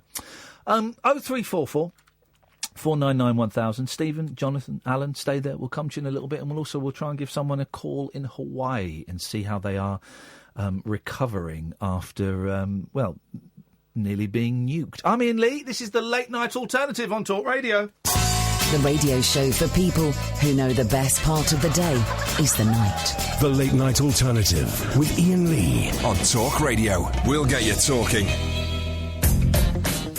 Graham Gilbert is the gentleman. He's still alive. He's still broadcasting. Let's see if we can get him on the show later I'm in the writing week. to him. Also, guests we got coming up tomorrow. We have got Russell Mail from Sparks with exciting news that I know, but it's unbongoed until tomorrow. But I know it, and it's exciting, and he's going to come on and talk to us about that. Wednesday, we got Jimmy Webb. Oh, man alive. Next week, they might be giants. Wonderful. I love it when the guests are just, the first thing I pick out of my record collection. It really is. 03444 499 1000 is the phone number. Good evening, Stephen. Hello there. Good evening. Good evening, Stephen. What have you got for us tonight? Well, first of all, it's great to speak to another Dylan fan. Oh well, I'm new in the Dylan clan. It literally, Oh, really? It's taken me only in the last 2 weeks have I got into him. Oh right, I don't feel so bad. I was about to say the same, but I've only been a fan for about 2 years. How did you? Right, what was it? What was the key? What was the song that did it for you? The song had to be "Lay Lady Lay" from Nashville Skyline. Lay Lady Lay across my they did it big for me. bear's bed. That's a great song. For me, it was Blind Willie McTell. Oh yes, that's another good one. Did you see him at Wembley last year? No, I didn't because I wasn't into him. But I do want to see him, even though he's supposed to be awful now. No, I'd still say it's a pretty good gig. When is he coming over next? Because I'm going to go and see him. Oh, he's touring Europe in a couple of months, but he's not coming to London. What a bastard. Yes, but Chevy did. Okay, right. Well, let's get Bob Dylan on the show. Send Bob Dylan an email or a tweet. See if he'll come on the show. There we go. Can't see that. It's happening. It's happening. Go on, Stephen. What you got for us? Well, I actually did pay some money for this. You went to the Chevy Chase? I did, yes. Oh, mate, go on. Yes, well, it was for 2 tickets. I paid £170 for 2 tickets. So, yeah. We were fifth row back, so it was still pretty good seating for what it was. And in fairness to Mike Reid, I just don't think it was his gig. Yeah, I think that's the thing, yeah. He's a DJ, disc jockey, all that. That's his profession, and because I've been to a few of the producers' shows, he's put over Whoopi Goldberg, and a couple of years ago I saw Jolie Lewis. Oh, wow, really? Yeah, and Mike Reid was the host for the evening. Okay, and he was great. Yeah, well, it's music, isn't it? Yeah, That's his exactly. thing. He'd know a lot more about that. Exactly. So that's why I was a bit, confused, because I think it was on Good Morning Britain on Friday when they announced who was doing it. I was like, really? Mike Reid? I mean, I think Jim Davidson could do a better job. Yeah. Actually, that would have been interesting. I would have paid more money to see that. That would have been something, wouldn't it? Yes. And I think you're right to mention that. It probably wasn't the right gig for Mike Reid. For Mike Reid, unfortunately. But the problem was it just didn't seem to settle at all. There were sound problems, as it's been reported, and they couldn't hear each other. Chevy actually sat down next to Mike Reid, put his arm around him, tried to rustle up a few laughs, but it just didn't catch fire. When you've got someone like that, here's the thing, right? When I'm on stage, I like to try and get a few laughs. But when you've got someone like that, that's not my job to get laughs. My job is to set it up so that he gives laughs. That is the job of the host. When you've got someone like that, is to set stuff up. If you can see a gag and you can get it, beautiful, go for it. But your job is to set it up so that the guest tells interesting, funny, revealing stories and gets a few laughs out. And that's it. That's all you got to do. I know. I just couldn't believe it, really. I mean, we were all we're just shocked. We just couldn't believe how bad it was. Are you going to try and get your money back? It was an experience. I wouldn't ask for my money back, but I would gladly accept it. Mate, 160 quid for 50 minutes entertainment. I don't think that's right. How long were the other evenings that he's done? Well, the Jerry Lee Lewis, that was in two halves. It was like a big variety show. It was at the London Palladium, and it was like a Sunday night at the London Palladium. So it was like a variety show. You had Jerry Lee's sister was on. Okay. You had James Burton from the TCB band, Elvis Presley's band. Yeah, he was there. Quite a few stars. Peter, I can't remember his name now. Peter and Gordon. Oh yeah, Peter Asher. Yeah, that's it. He was there. No, it was a really good night, and Jerry Lee was amazing. It was his 80th birthday, and he came over to do one gig in London.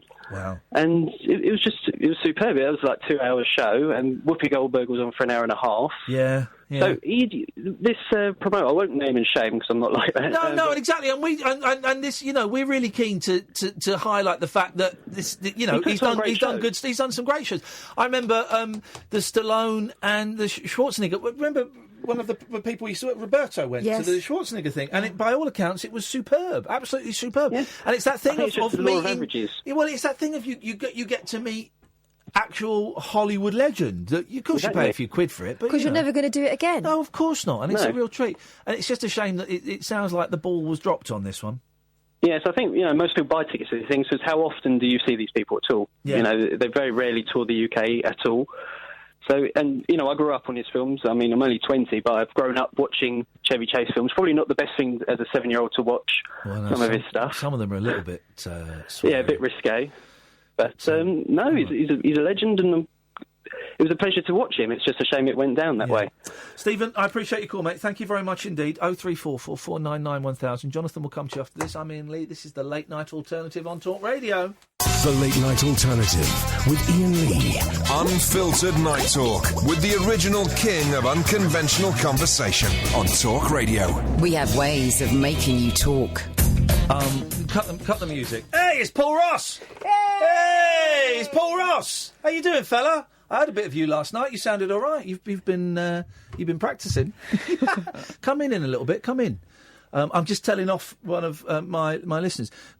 A new one as well. Callers, you have to try harder because Chris Smith isn't digging it. Chris Smith has tweeted me, first time listener, love the Mike Reed stuff, but all callers say the same thing, so now it's boring. Sorry. Well, let's turn that around. Jonathan, say something different for Chris Smith, please.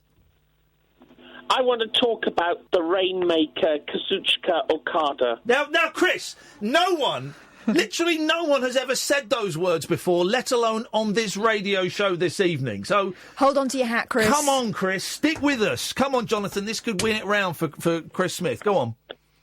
Well, Kazuchika Okada is a Japanese professional wrestler. Yes. And he's had a very eventful week and a half. In fact, he's probably one of the most hated men in Japan.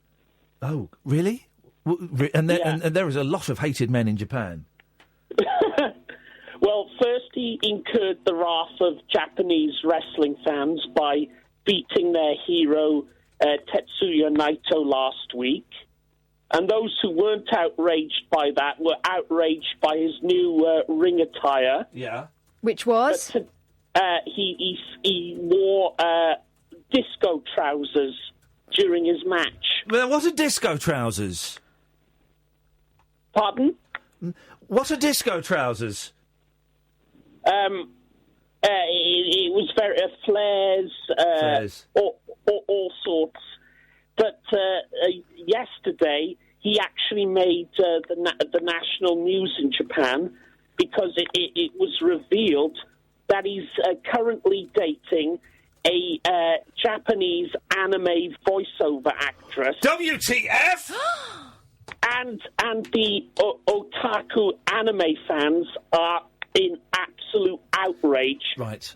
So much so Yes. that the actress in question has had to apologise to her fans for dating him, and Okada's been getting death threats from fat, obese otaku men who are angry at him because he's dating their fantasy waifu. Waifu. Right, okay. How long have you been into Japanese wrestling? 15 years. Okay. Why are we only hearing about it on every phone call you're making in the past 2 weeks? Because it's the most important time of the year in Japanese wrestling. Okay, that's great. Thanks very much, Jonathan. I hope that you got that off your chest. Now, Sandy isn't happy. I know why. Why? She's the one who wants you to go out with her gran. No, that's not the one that Yes, wants me it to go out is. of the grand. No, Yes, it's it not. is. Love listening, but tonight has been a buzzkill. Yep. Is it? Yeah. I don't want to go out with your flipping gran, Sandy. For crying out loud. She wants me to say something interesting. Get stuffed, Sandy. How's about that? I mean, geez, why would you tell me that? Why would you tell? 0344 499 1000. So I found my new favourite show, Ultimate Beastmaster, on Netflix. It is flipping good. You know American Ninja? It's like that, but better. So it's basically, I've discovered that I really like watching people do things on really complicated. I nearly said interdimensional. I don't mean that. Assault courses, right? But assault courses where you go up, you go down, you go around, things spin, you've got to jump over things, you've got to hang from things, you've got to climb, you've got to swing on things. It's I a love it. real-life platform game. Yeah, oh, God, it is. It's Mario. It's Mario made real. It's flipping amazing. And now the twist with Ultimate Beastmaster is there are people from Americans, Chinese, Indians, Italians, French and Spanish. Yeah. And they all compete against each other. And there are two commentators from each place, and they're all in their own booth next to each other. And they're all beautiful. The men are beautiful. The women, oh my God, every one of them is just wow. And It's like a selection box Yeah. of gorgeousness. And two competitors from each nation go against each other each week, right? And so if the Italians are doing well, the Indians will like chant fail, fall, fall, fall. So they'll all sort of like shout abuse at each other. And some of the assault course, how can I describe an assault course to you? They're nuts, man. It's not like scramble nets and stuff like the Krypton Factor. No. It's that plus 100, right? We're talking things that you can only get along with the tips of your fingers, right? Hooking yourself along ledges. Yep. Just holding your whole body weight up with just the ends of your fingers. You can't even get your second knuckle over there. It's just the ends. Yeah, exactly. And that's it. And there are men doing this with one arm. Yeah. It is the most exciting, wonderful thing I've ever seen in my life. My 5-year-old, he had the day off school today, so I went over there to sit with him for a bit, and we watched Ultimate Beastmaster and played Legend of Zelda. It was great. But it's his birthday on Sunday, so I've said I'm going to build an Ultimate Beastmaster American Ninja assault course, and he wants it to go from the kitchen... from the living room into the hallway into the kitchen, then back out, and then up the stairs. And I went, yeah, right, we can do that. So I'm going to build an amazing assault course. Yeah, have you got any rope? What colour? Of course I've got no rope. Well, what do you mean? I don't know. You might have some rope in the garage or something. No. I've used it all up. I could do with some rope to... where's that woman with the bondage tape? I could do with something, and I want something that they have to hang on to while I pull them up the stairs. Where do you get rope from? Get a skipping rope. Well, I haven't got a skipping rope. There used to be a brilliant handyman shop round the corner from us, Jam Jars. It wasn't called that, but we used to call it that. But it shut a couple of months ago, so I can't. Have you not got a B&Q? I suppose so, somewhere. Does no one do it themselves where you live? No, God, no, we get men. Get men in that do it. I want rope. I want to drag them up the stairs. Mm-hmm. Maybe I'll do it on duvet. I'll drag them up on a duvet. That's always fun, dragging kids on a duvet. There needs to be some element of peril there. There needs to be the risk of them getting wet in some way? Oh, well, I'll get some buckets of water, and they have to somehow swing over the buckets. I'll work it out. It's going to be messy. We might have to take a bit of it out in the garden. I think that's probably why. It is gonna. It's not my house anymore. It doesn't matter. I can make a mess of it and go. But it's gonna be. Just to say that Wexham Park Hospital. Just have your A&E department on standby. I know guys. exactly which kid it'll be as well. And his dad. Just. You know. And how did you do this, sir? Ultimate Beast. Oh, it's a great show. Love it. 0344 499 1000 is the telephone number if you want to give us a call. We've got no calls on the switchboard at the moment, which is absolutely fine. When we come back from the news at midnight, we will have set up. We'll also give Hawaii a call. We'll see if we can find somewhere in Hawaii. And also, you heard us talking to Paul Ross. Paul Ross, because everything's changed now. Everything has changed. There is no breakfast show on Talk Radio anymore. And Talk Radio now starts at 10 a.m. And that's Mike Graham. And then at the moment from 1, it's Jamie East with Melanie Sykes. And then at 4, it's Eamon Holmes, did the first show tonight. I listened to a bit of it as I was driving in. Effortless is the word. Yeah, so good. Effortless. He makes it sound easy, you know. And it kind of is, but he makes it sound easy. That's the trick. There's James Whale. Then it's us.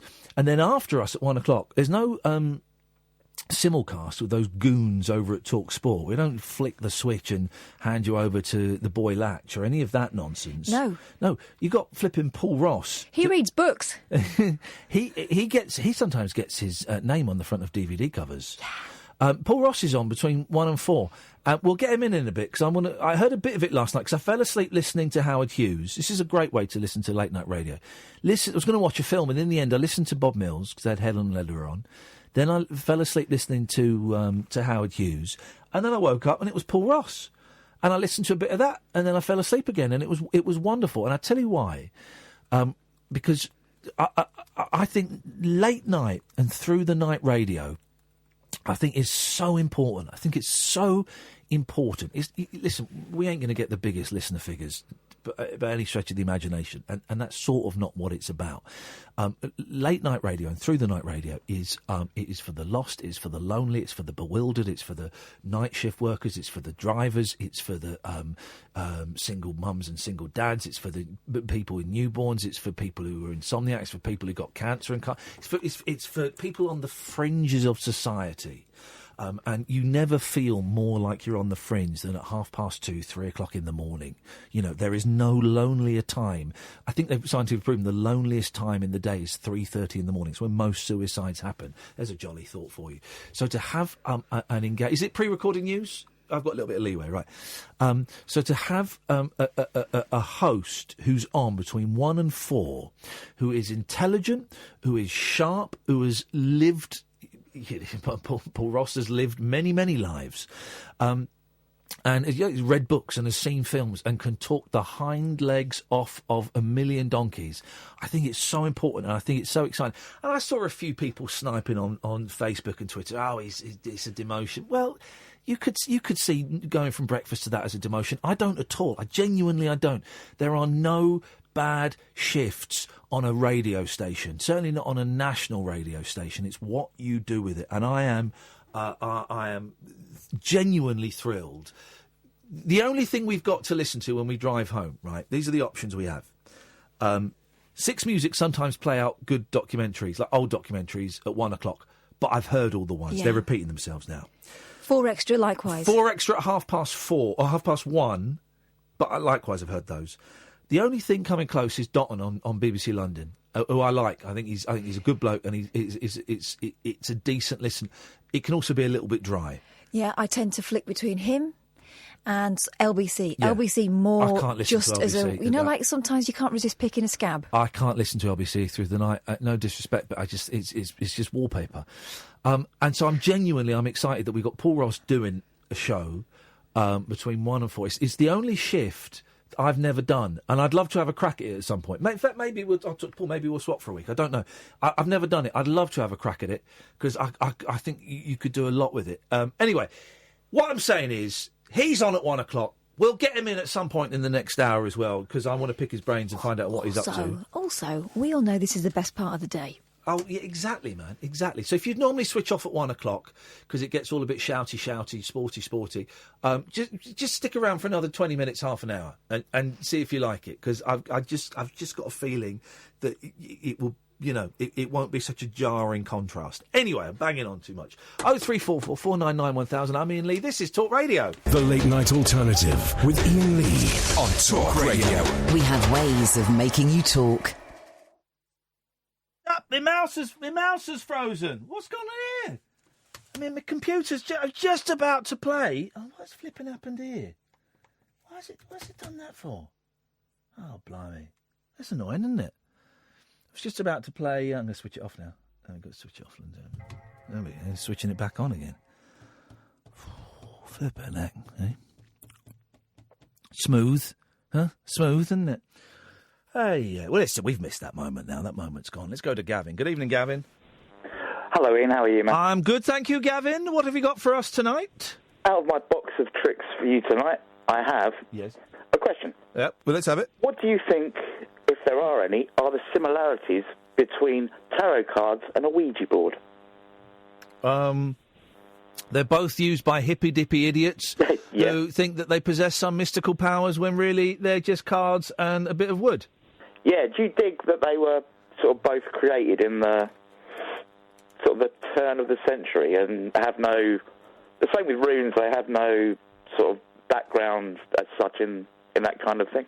Well, I don't know when they were created. If you tell me that's when they were created, then... tarot cards were created by a member of the French court in 18-something or the other, and the Ouija board was about 1930, and runes probably about 1940s-ish. Well, then, but that doesn't... Well, hang on a minute. Just because they were created recently, comparatively recently, doesn't mean that they have any less magical insight than something that's much older. Yeah, I kind of dig that, but instead of selling the whole Ouija board and tarot idea, wouldn't it be just as effective to just draw a square in some sand and say, we can contact the dead through this or whatever? Well, you can make your own. You can make your own Ouija board. But why not? Why'd you bother with a Ouija board? Just draw a picture of Scooby-Doo on a piece of paper. Well, how is Scooby? Well, how is Scooby-Doo? How is having a picture of Scooby-Doo on a piece of paper going to spell out the messages from the dead? Well, it's the same. It's the same relevance as using. Well, no, it's not because it's the Ouija board. And the planchette, the piece that is used as the pointer, it points to the letters. So there is significance in having the letters on the board. Yeah, that's a really good point. All right, then just have a piece of paper and just write down A to Z. Well, you can do that. But why do people go, don't mess with the Ouija? But like you say, and I agree with you, you could do it any way you want to. Well, no, hang on a second, because now I'm enjoying arguing the case for the Ouija board. Well, I'm gonna fight against it, so I'm gonna get into my anti-Ouija position. Well, now I'm positioning myself, and I'm beginning to see the benefits of the Ouija board. Yeah, but when they say don't mess around with the Ouija board, they mean the technology. I've got a bit of paper here, and if I were to write, like in a sort of circular form or in rows, the alphabet, and then yes on one side and no on the other side, and then, get a glass or something and put my feet... I have built a Ouija board. So why don't people say, don't do that? They say, don't use the Ouija. Well, because it's called a Ouija board. But why don't they just say, don't summon spirits? Well, but no, you're arguing a different thing each time you open your mouth. No, what I'm saying, Ian, is people seem to associate the Ouija board with the only way of doing that. Well, with the only way of doing what? Of speaking to the whatever you want to call it. Well, no, I suspect the people that say don't use the Ouija board would also say don't have a séance. I think that's different because there's a spiritualist church who have seances, and they're all into that caper, but they don't go along the same lines as people that use the Ouija. Well, but the people who don't like the Ouija board would say that the spiritual church are doing the same thing, in that they are inviting who may potentially be malevolent So into you're the saying physical that world. They both fall under the same classification, a spiritualist church and the Ouija board. I'm saying that some people could certainly make that connection. Yes. Right. So how are you going to defend this Ouija board argument then of yours? What do you mean? How am I going to defend You said it? you were going to stand up for the Ouija board. Well, you haven't done. You haven't argued against it. Yeah, I think it's just a misnomer that everyone's on the bandwagon against the Ouija board and not the spiritual practices in general. Gavin, what you need to do, right? Take a step back because you've got good intentions, okay? Okay, man. But you are every time you open your mouth, something different is coming out. Okay. So I want you to just don't say anything for 20 seconds, and I just want you to focus the point. 'Cause I've got no idea what your point is. So just hone that point down into one sentence. Don't say anything. Don't say anything. Really, just focus on it. And then when you're ready, in your own time, give me your best shot.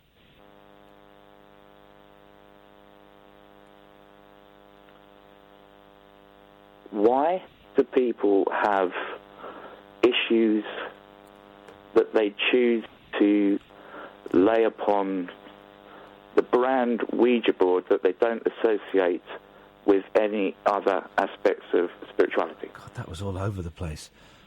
Your premise is flawed because I don't know why you're using the word brand. Because it is a brand. Okay, but so this is another thing you're throwing into the conversation that is completely different from anything else. Okay, right, and who owns the brand? I don't know. It's the same way that heroin's a brand. No, I can tell you who owns the brand. Okay, go on then. Waddington's. Really? Yeah. Far out, man. Yeah, the toy manufacturer Waddington's owns the brand Ouija. Right. Okay. So give me your point again. Give me the basis of your argument again. You're concerned that some people don't like the Ouija board, but apparently they're okay with spiritualist churches. Are you? Is that what you're saying? Yeah, I think fundamentally that about. I think that the majority of people who are anti-Ouija would also be anti-spiritualist. They would see it as the same. They would see it as two slightly different ways of doing the same thing. I would disagree. Well, you're wrong. The spiritualist members are also against the Ouija. Okay, well, that's now we're breaking it down into a Venn diagram.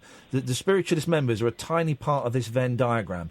The bigger part of the Venn diagram is people who are against Ouija boards, would also be against contacting the dead in any form whatsoever. Yeah, I'll take that. Yeah, I'll take that. Okay, thanks very much for calling. Cheers, I Ian. don't know what that was. I came halfway through that, but I still think I have as much of an idea of what that conversation was as you do. I came halfway through that, but that was just a fortunate coincidence. Heck. I don't know what that was about.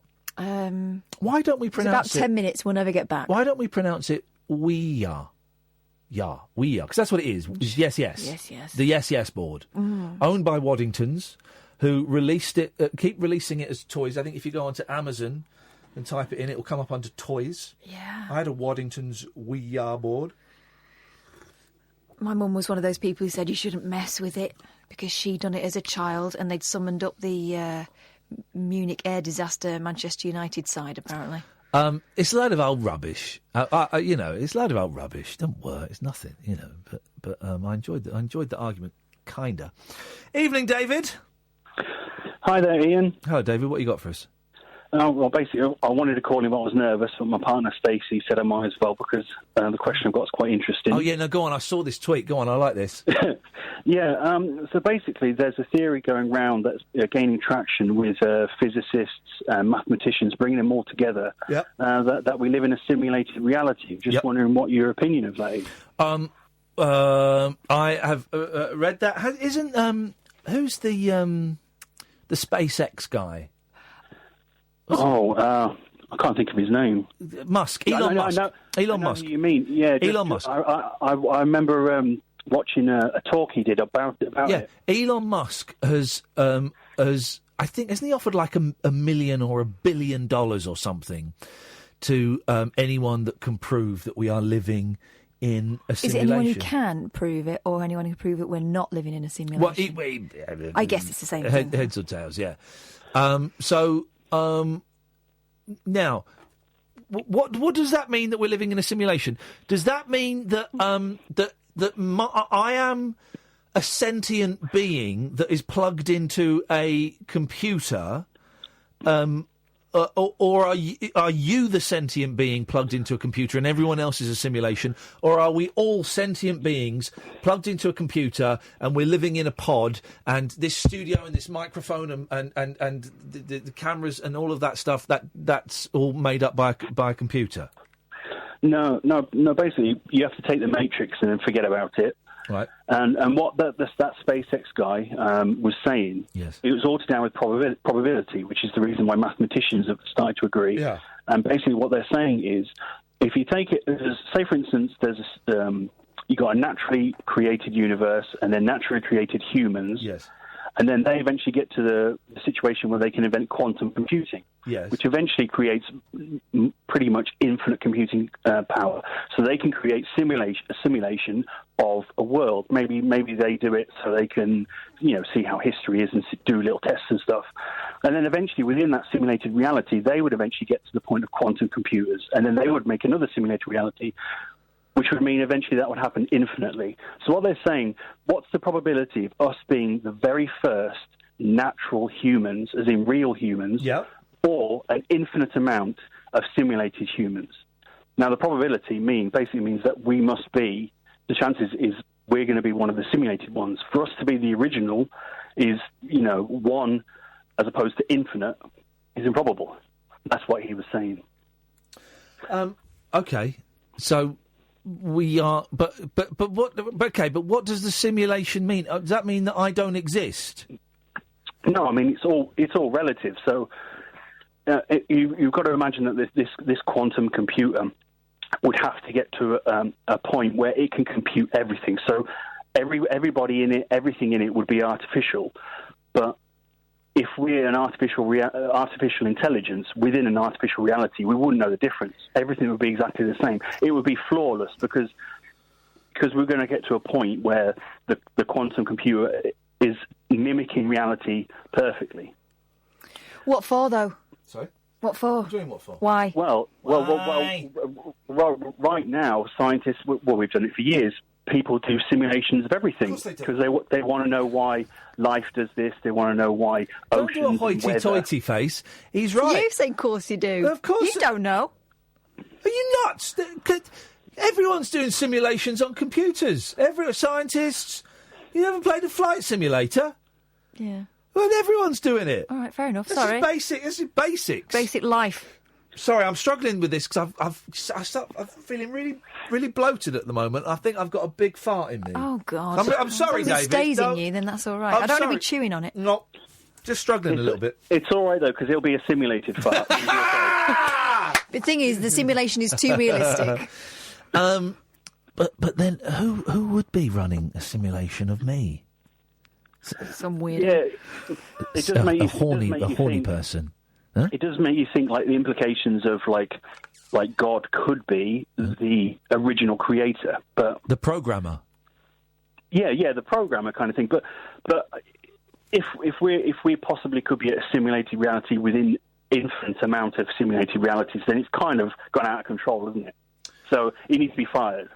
Or imagine if he just switched it off. Yeah, that I did think about that. But then what if it's some 14-year-old in his bedroom? Here's the thing. Well, Yeah. that'll explain a lot why it's so sticky.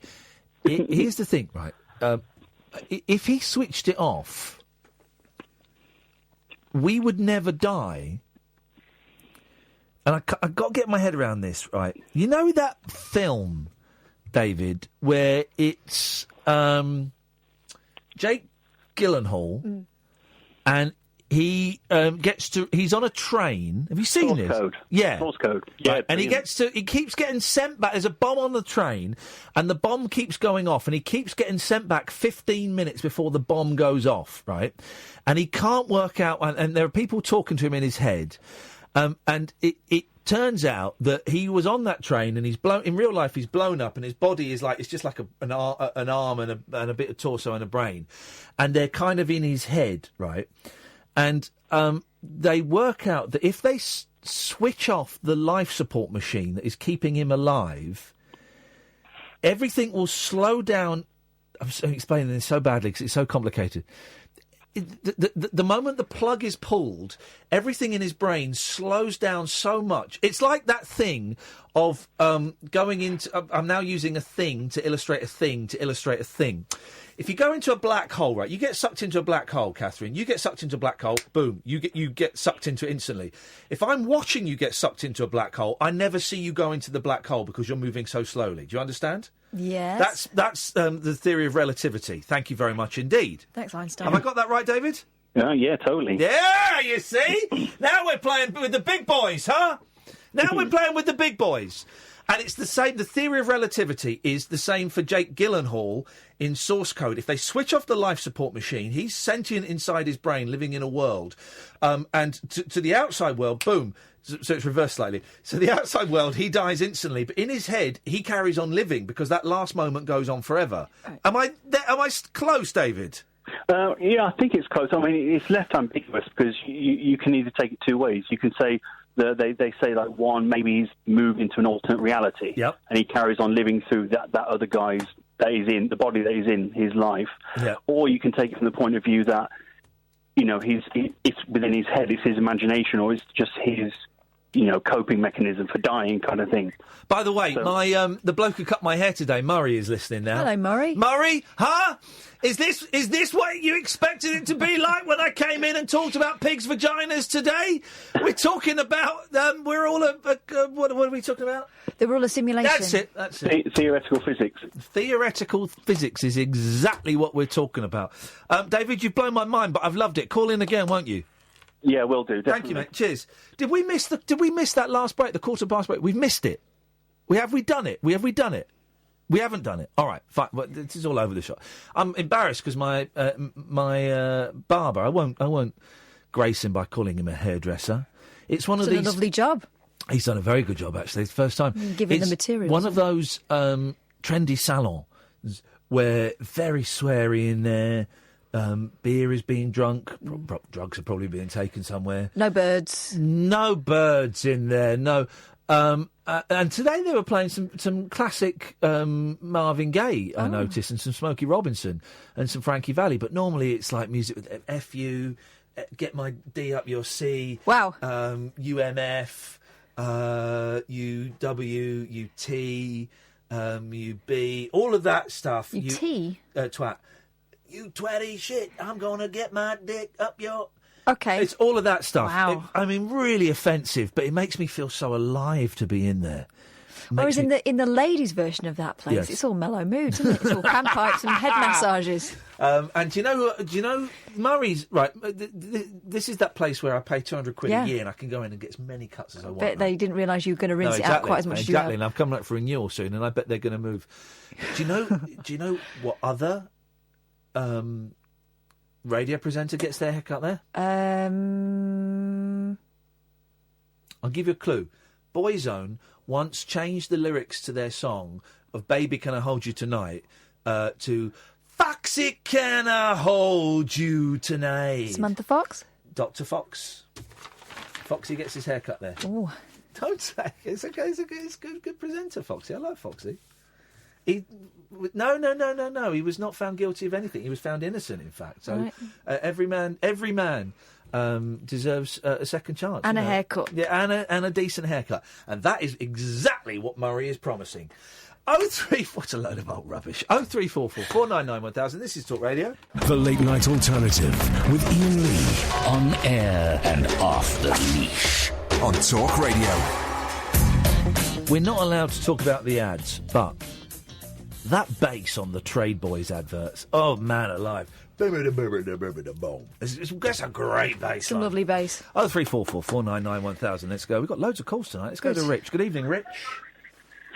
Good evening, Ian. Good evening, Rich. How are you, my friend? I'm a bit bloated this evening. How are you, buddy? Yeah. I was disturbed. I'm just like, I've got this picture of you just like kind of like almost going supernova. Yeah. Is there a sex party in the background? Yeah, there absolutely is, of course. Wow, describe what's going on. Sheila, who you've actually talked to before on the show, and me, she's. I'm not quite sure what she's doing. I can't quite see. Right. It's like some kind of mystical thing going on there. Wowzers! But it's rude and sexy. Yeah, of course it is. Oh, beautiful! Beautiful. Monday night, Monday night sex party. You dirty dogs. Thank you very much. You dirty dogs. What you got for us, Rich? Well, okay, my flatmate Sheila. Yes. She's kind of a little bit kind of unhappy about. Is it apparently today is Blue Monday? Apparently so. Yes. And Blue Monday is like the worst day that's ever existed in every year. I don't know if it's the same day every year or they just randomly. It's on a Monday every year. Of course, yes. Yes. Yeah. Well, yeah. Of course, it would be. Yeah. Yes. But she's been having some really interesting and odd dreams. Oh. And I know, apparently, she told me, don't say to Iain about dreams, because James O'Brien once said, dogs and dreams. Yes. You can never mention dogs and dreams because they're the most boring subjects ever. Other people's dreams are really boring. Martin Luther King, for example. I'm joking. Oh, no, that was a good dream. I know, but Beautiful still, keep it to yourself, buddy. But other people's dreams are dull. Okay, can I just throw one at you just to see? All right, let's put the theory to the test, right? Let's hear Sheila's dream, and we will determine whether other people's dreams are dull or not, based entirely on this dream we're about to hear from Sheila. Oh, wow, that's... Oh, wow, okay. Oh, wow. Okay, so Sheila looks after dogs. Right. And she loves dogs. Does she look after dogs, or is this in the dream she looks after dogs? No. In reality, okay, she looks tell after us when dogs. we cross over into the dream state. Okay, so... Oh, she's getting upset now. But it doesn't matter. So Sheila looks after dogs in real life, so she has dreams about bad things happening to dogs. Yes. And in this particular dream that she kind of told me about this morning, in this dream, the dogs that she has turned into little kind of like, almost like Pokemon dogs. Yeah, Pokemon dogs, yeah, of course. And they were eaten by a huge, great snake. And then the snake exploded. Oh, God. And the dogs exploded too, but they came out in kind of pixelated form.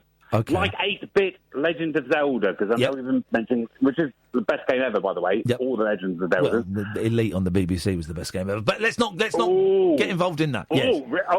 Sorry. I could have gone for that then. Yes. But yeah, so basically, that's her dream.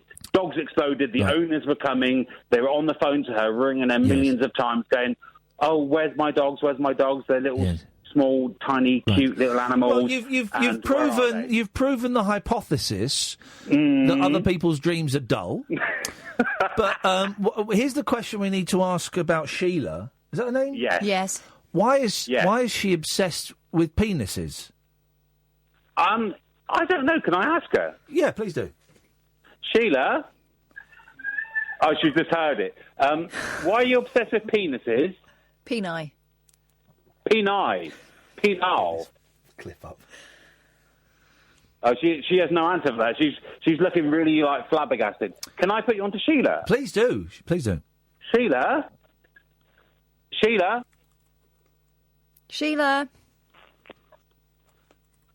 Hey, Sheila.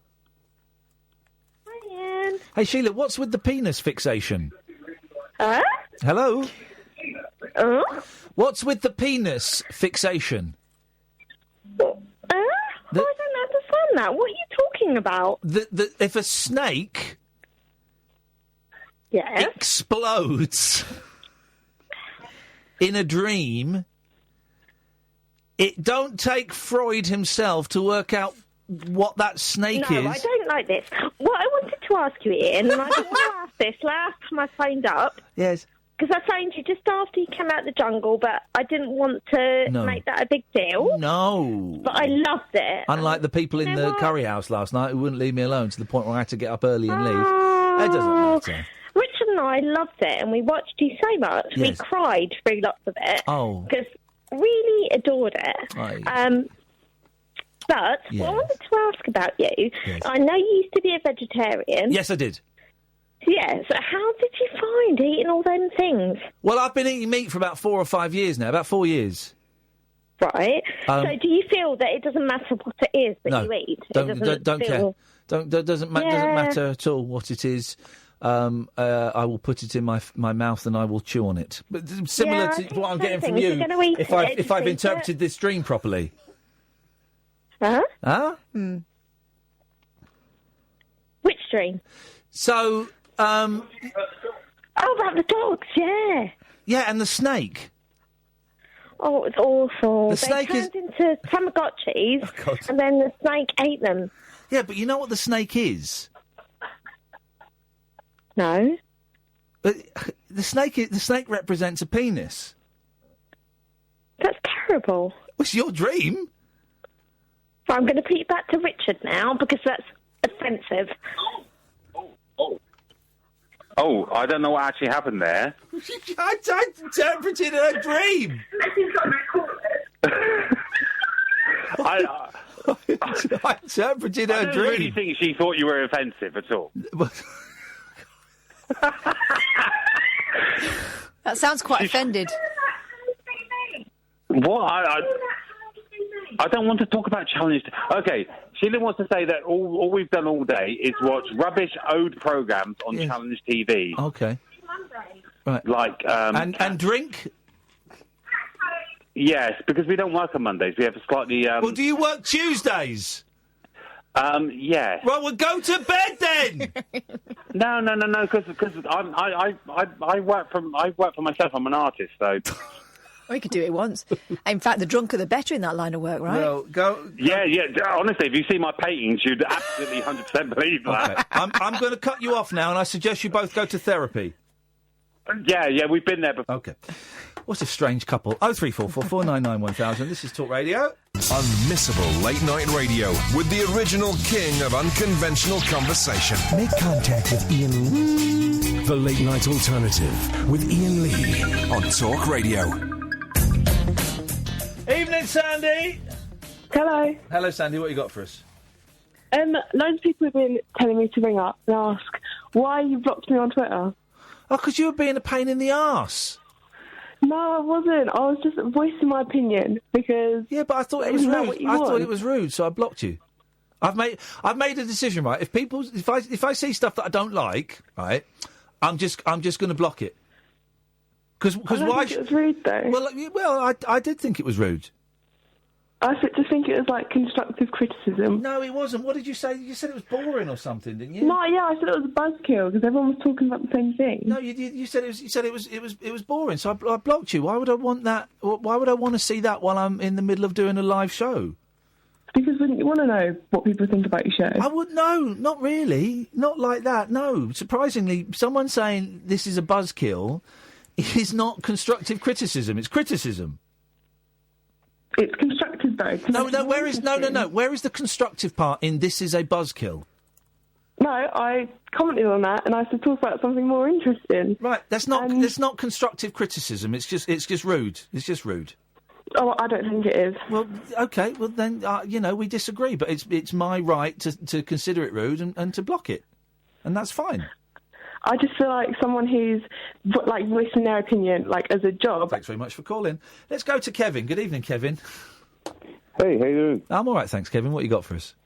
All right. Well, I didn't really watch the Jungle programme, but I always voted for you when the little app came up saying, vote for your favourite. I always thought, well, he's a good guy. Let's vote for him. Well, thank you very much indeed, Kevin. I'm glad you did. It's appreciated. Do you think it was a good experience overall? Yeah. I'm really thrilled I did it.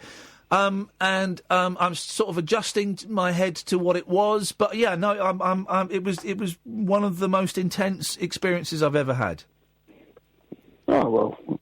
It sounds like you got something good out of it. Oh, yeah, no, I got loads good out of it. You know, I'm a hero to my boys. 8-year-old kids come up to me in the street and ask for a selfie. I got paid handsomely. There was loads of positive to come out of it. So I'm really pleased I did it. Right, okay, so I've got a bit of a random one for you. Yes? Do you like American football? No. Oh, sorry, man. Were we about to bond over that? I think you should like American football. Well, I've given it a chance. I've watched it, and I don't like the fact that you can keep stopping, and I don't really like sport, if I'm honest. All right, if you don't like sport, that might be fair enough. I hate people that say, oh, but it's too slow, and compared to football, it's just not that. But if you don't like sport, fair enough. Yeah, I don't really dig sport, to be honest. It's not... So you've got two boys, and you don't like sport? Yeah. What do the boys do? But they don't like sport, the same as I don't like sport. You've never kicked a ball with the boys? Well, yeah, but that's not sport. Yeah, but they're going to want to play sport. You're going to have to encourage them. Well, no, hang on. What if they don't want to play sport? Well, my problem is I've got two girls, right, and I really encourage them to play sport, and they're not interested. Well, maybe they're not interested in sport, not because they're girls, but because they're just not interested in sport. Because girls can be interested in sport, and boys cannot be interested in sport. They're both valid positions. Here's something that'll blow your mind. I didn't like football. My sister did. We're both women. No, but not just like football. I've anything. What do you mean? If I'm honest, my concern with the girls is that why don't you like any sport? That's your concern with the girls? No, I love my girls, but why are they going straight to the sort of like things that you would associate with girls, like My Little Pony, and it really annoys me because they've gone straight to that. And I've tried so hard to say, well, maybe they like My Little Pony. How old are your girls? 2 and 4. Oh, wow. Hey, flipping it, buddy. Come on, man. Give them let them breathe a little bit. Here's another thing about girls. The more you force them to do something, the less likely they are to be into it. I'm not. You're taking me the wrong way. I'm just trying to say, isn't it? Do you not find that they go a bit towards the stereotype when they go to school? Well, maybe they do, and that raises the question of, is that because they are somehow genetically predisposed to playing with My Little Pony and dollies, or is it the fact that there is... you walk into a shop and there is still an over display of things for boys or things for girls? Or is it a third option, perhaps, that we, however much we try and be gender neutral when it comes to toys for our kids, there is some inherent prejudice and bias that we have that we somehow unknowingly hand to our children? Oh, yeah, it must be true for me, yeah. Because, I've tried to be neutral. In fact, the other way almost. So trucks, you like trucks and football, and just, it's not even registered with them at all. But it's all My Little Pony. And But enjoy that. Enjoy playing My Little Pony with them. I do. Well, then there you go. Then we're all sorted. They're still very little. It's a bit early to be deciding what they like and don't like forever for the rest of their lives. 2 and 4. That is true. But I do find it interesting. Like, people even that have older kids say the same thing that I work with. They say, yeah, completely. Like, we had My Little Pony parties for 10 years before to show an interest in football. Why are you obsessed with kids showing interest in football? Here's the thing: football's dull. Football's dull, and and the majority of people that play it are meatheads, and the significant percentage of people that support it are dullards. Come on! Football isn't the be all and end all. Football is dull. I'm Scottish. England have got a great women's football team. No, but I'm not saying that football. I'm not being gender specific. Football is dull. Listen, my cousin used to play football for Aberdeen. It's dull.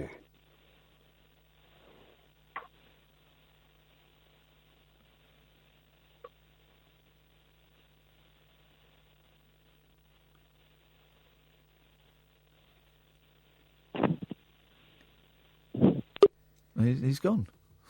It's that funny thing, isn't it, that football test that men do to each other. I had that so much in the jungle. What team do you support? Oh, I don't. Oh, what's your sport then? I don't have one. Because you know what? Sport is dull. Sport is dull. And I would sometimes compromise by saying, well, I used to be a sprinter, and sport is dull. I don't like sport, right? I can watch athletics if it's on the telly. I can watch the darts. I can watch. Sport is dull, right? Not everyone likes sport, so why is that? It really pisses me off. This thing that if you don't like sport, or if you're not encouraging your boys to do sport, there's something wrong with you. Of course, if my boys, they play football, and I go and watch them when they're playing football at school. And my eldest has just started doing rugby, and I really wish he didn't play rugby because I don't like rugby. I think it's a particularly obnoxious game, and I think it's dangerous. But they play it at the school, and that's part of it, and that's fine. And my boy wants to do it, so I shall go along and I'll support him and stuff. But also, I remember being a kid, right? About 10 years old, and getting like a football for Christmas and football boots and a football annual. And I got a football annual, and I got this thing, and I'm going, I don't know what I'm supposed to do with this. It's a book about football. And I pretended to read it so that I would try and fit in with my uncles and my dad wasn't really into football. I'd read it to try and fit in with the men in my family. And all the time I was reading it, I was thinking, this is boring. Well, I'm doing this because I'm doing it because I know that I want other people to see me doing this so that I fit in. But it's just as nuts as assuming every girl's going to be mad about ballet. Well. I mean, why? People don't go up aggressively to each other and say, what was the last novel you read? Let's take a break. Do you want to go and see, I don't know what preparation, and I use that word loosely, Paul Ross does for his show, but if he wants to pop in and... All right. And just have a chat. It would be nice to have a little chit-chat. Okay. I've not had a face-to-face with Paul Ross for ages. But if he doesn't want to, if he can't, then that's all groovy as well. We've got plenty of calls, so we're fine. But if he wants to, it'd be nice. This is Talk Radio. Late night conversation worth losing sleep over. The Late Night Alternative with Iain Lee on Talk Radio. We have ways of making you talk. Here we go. So... Talk Radio has changed and has shifted, and some of you are happy about it, and some of you are unhappy about it, and some of you can go fish for all I care. I really, cause honestly, they're winding me up tonight. They really are. Don't make him angry. You wouldn't like him angry. But one of the exciting things is, right, that there is no breakfast show anymore. There is no breakfast show. Talk Radio is off the air. I think between 6:36 and 10. There's nothing going on at all. But there is a show going on between. What time are you on, Paul? I'm on at 1 o'clock. Unless you decide you want to lock in, you and Flipping Kath, and I'm happy to lurk around, come in later, whatever you like. Well, this is the thing, because it does mean we did do this thing occasionally, where if the show was going well, we would have a lock-in. More than occasionally did your show go well, let's be honest now.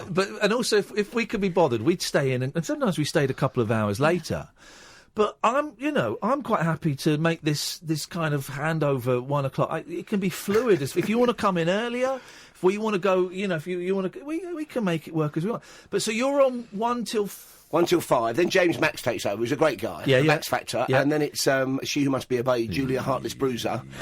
And then, of course, you've got Mike Graham. But I love coming in this time because normally I'd get in about 5 o'clock for the breakfast show. Yeah. I'd be gone by 11. Yeah. The posters come in. Anything decent has been nicked. Yeah, that's Johnny This morning, I've come in and sharked a great book on the Monkees and 2 books on Bob Dylan.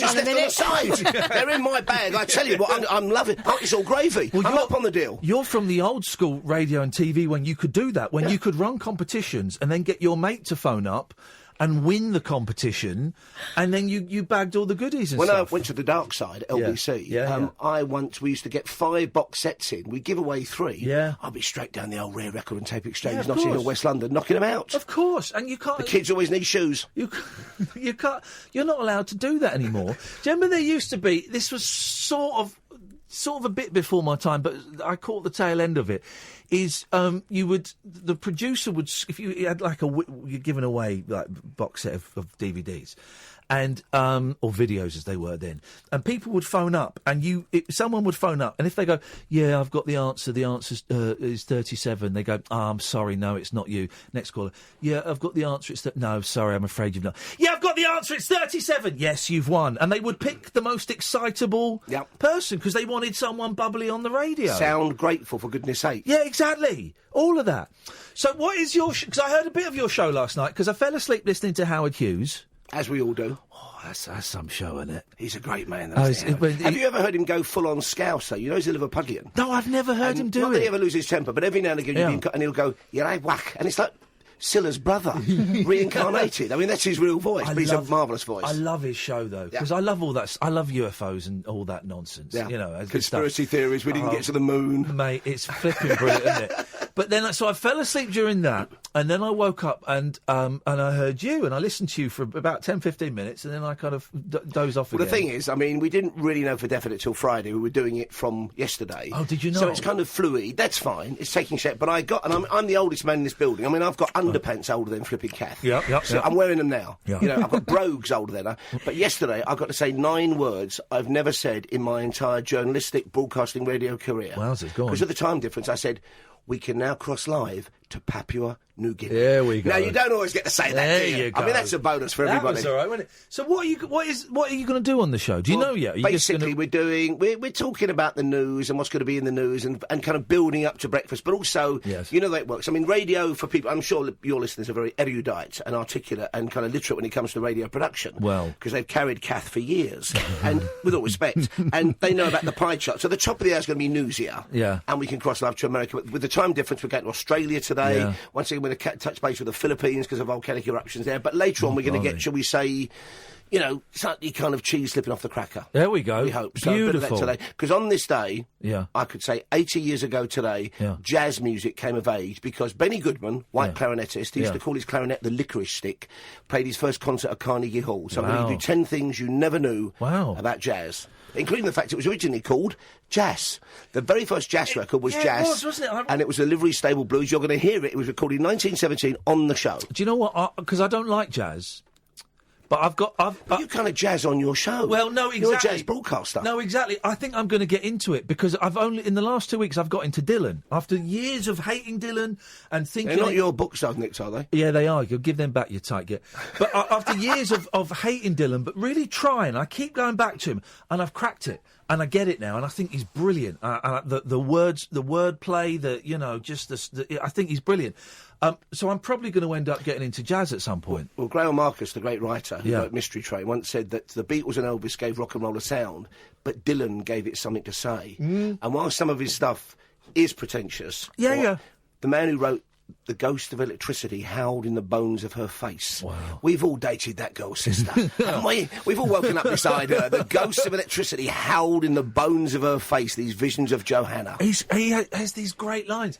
We were going to phone up Hawaii because we were just going to phone a number at random in Hawaii just to see how they've recovered from. Although they have had their fill of worrying phone calls recently, haven't they? But in fact, we're crossing live there to add to their misery also in our show. So everyone's on the phone to Hawaii. But shall we get a phone number for Hawaii? You don't have to stick around, boy. If you want to go, you used to go. Apparently, don't call Walmart because they were chucking people out. Hawaii. People thought they were going to go and shelter there amongst the bargains for their lives, and it didn't work out that way. A McDonald's in Hawaii. Oh yeah, they're always amenable, aren't they? You two say you don't like jazz, and you're doing this on the radio. This is like bebop come to life. Let's give these because honestly, are you allowed to touch the buttons then? Oh mate, honestly, you can do what you want. There's no one watching. We used to have faders here, Paul, until some git poured a drink in it. Yeah, there we go. Can you believe but that? Don't you love the way they don't match anymore? All the money. Look at those two ridiculous things they've got there. This is awful. Look what you've done to this studio. I know. We're supposed to be moving one day. I'll believe it when. Right, so we're phoning up McDonald's in Honolulu. Is it going to ring? This is the thing. Let's just try. What time is it in Honolulu? I don't know. They're well ahead of us, I think, aren't they? Hello? Hey, here we go. Here we go. This is it. Okay, McDonald's, I can help you. Hey, man, how's it going? Yes, can I help you? Yeah, listen, we're on Talk Radio. We're in the UK. We're just concerned. Thanks very much. Enoch hung up. Right. It's 10 to 3 there. Obviously, it's peak flipping time. All right, what we want to speak to gamers. Gamers are the people. Yeah, we're a video shop. They don't have video shops. Here we go, video game shop. There we go. These are my people. I speak their language. 001. 808 state. I speak their language. You watch this, Paul. We'll have them. If you like gamers, you should follow my nephew Miles Ross on Twitter. Oh yeah, who's making his living. Basically, he's in Vegas playing all the weird and wonderful games. He's done it since he was 12, 13 years old. Yeah. Check him out, Miles Ross. Oh, hello. Hi. Hi, is that GameStop? Hello. Hello. Hello? Hello, is that GameStop?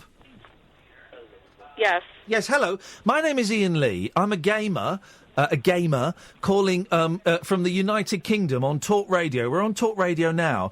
I just wondered if you had got that horrific message a couple of days ago about the missile strike. And they've hung up on me. Jesus. Gosh, I thought Hawaii was supposed to be, the pleasure island. I must admit, when I went to Hawaii, I found it a little bit fake there. Because aloha means hello and it means goodbye. How can that work as a language?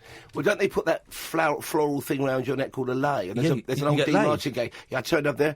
She gave me a lei. Yeah. And then she put flowers around my neck. There we go, ladies and gentlemen. This isn't working, but let's try one more. Let's try the armchair adventurer. Just what I'm doing, Paul, is I'm cooling the audience down we don't want them too excited for when you come on. So, just sucking a little bit of the atmosphere out. It's working. Here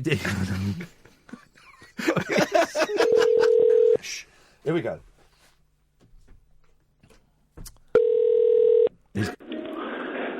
Thank you for calling Armchair Adventures. Keith speaking. How may I help you? Hey, Keith. How's it going, man? My name's Iain. I'm calling from the UK, and we're on Talk Radio at the moment. Can I talk to you for a second?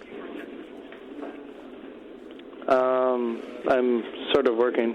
Have you got like 30 seconds? Listen, we just want to speak to someone who got that text message about the missile strike, and we just want to know what it felt like. How scary was it?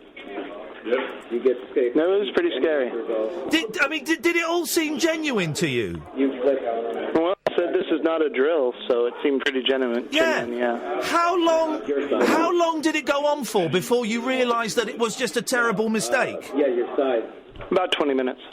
And can I ask, what did you do? Did you kind of run home? Did you phone up your friends and family? Well, it happened at 8:07 a.m., so generally everybody was in bed. They were waking up.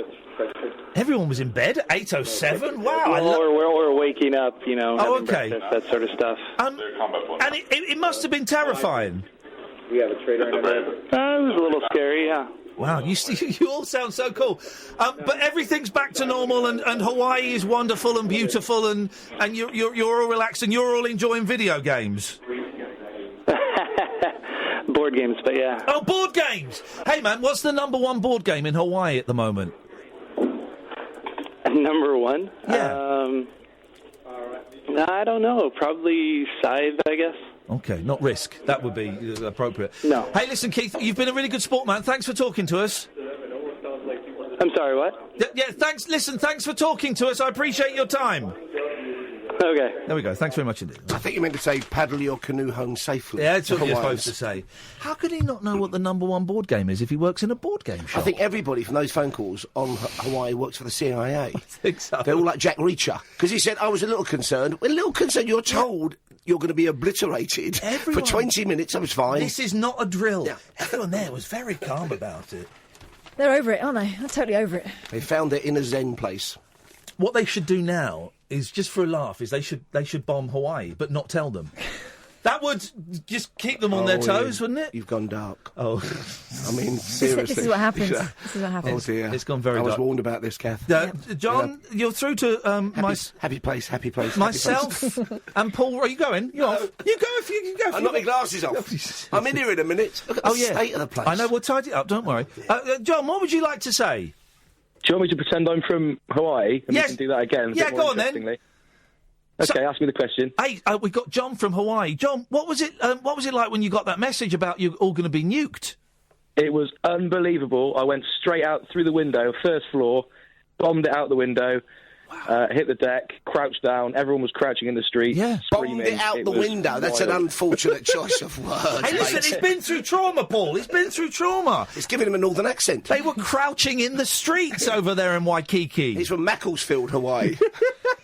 Northern accent. I'm from Cheltenham. Oh, well, you know, probably. Well, yeah, we go. This is what you can expect after 1 o'clock. Just casual We've racism. Dwindled into accent minutiae. What, John? You're the last caller of my show. What have you got for us?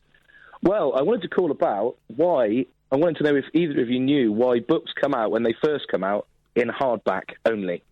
because it annoys me because I hate reading Books hardback. come out in hardback. Why they first come out in hardback only? That's a good question, isn't it? Well, I think initially the print run is for libraries as well. It used to be, and library books last longer if they're hardbacks, don't they? So if you put paperbacks in a library, they have those horrible plastic covers on them because they get kind of destroyed quite soon. So it was initially done for that, I think. And there used to be a minimum book price, so they could get more money for the author when it came out first in hardback. And then within 3 months, it used to be paperbacks. I knew he'd know the answer. I'm dreadfully sorry. I'm dreadfully sorry. Does that answer your question, John? That's it. That's done it. Yeah. Thanks, Paul. Thanks very much for calling. There we go. This is what we could. And I've earned my 2 books on Dylan and my lovely Monkeys book.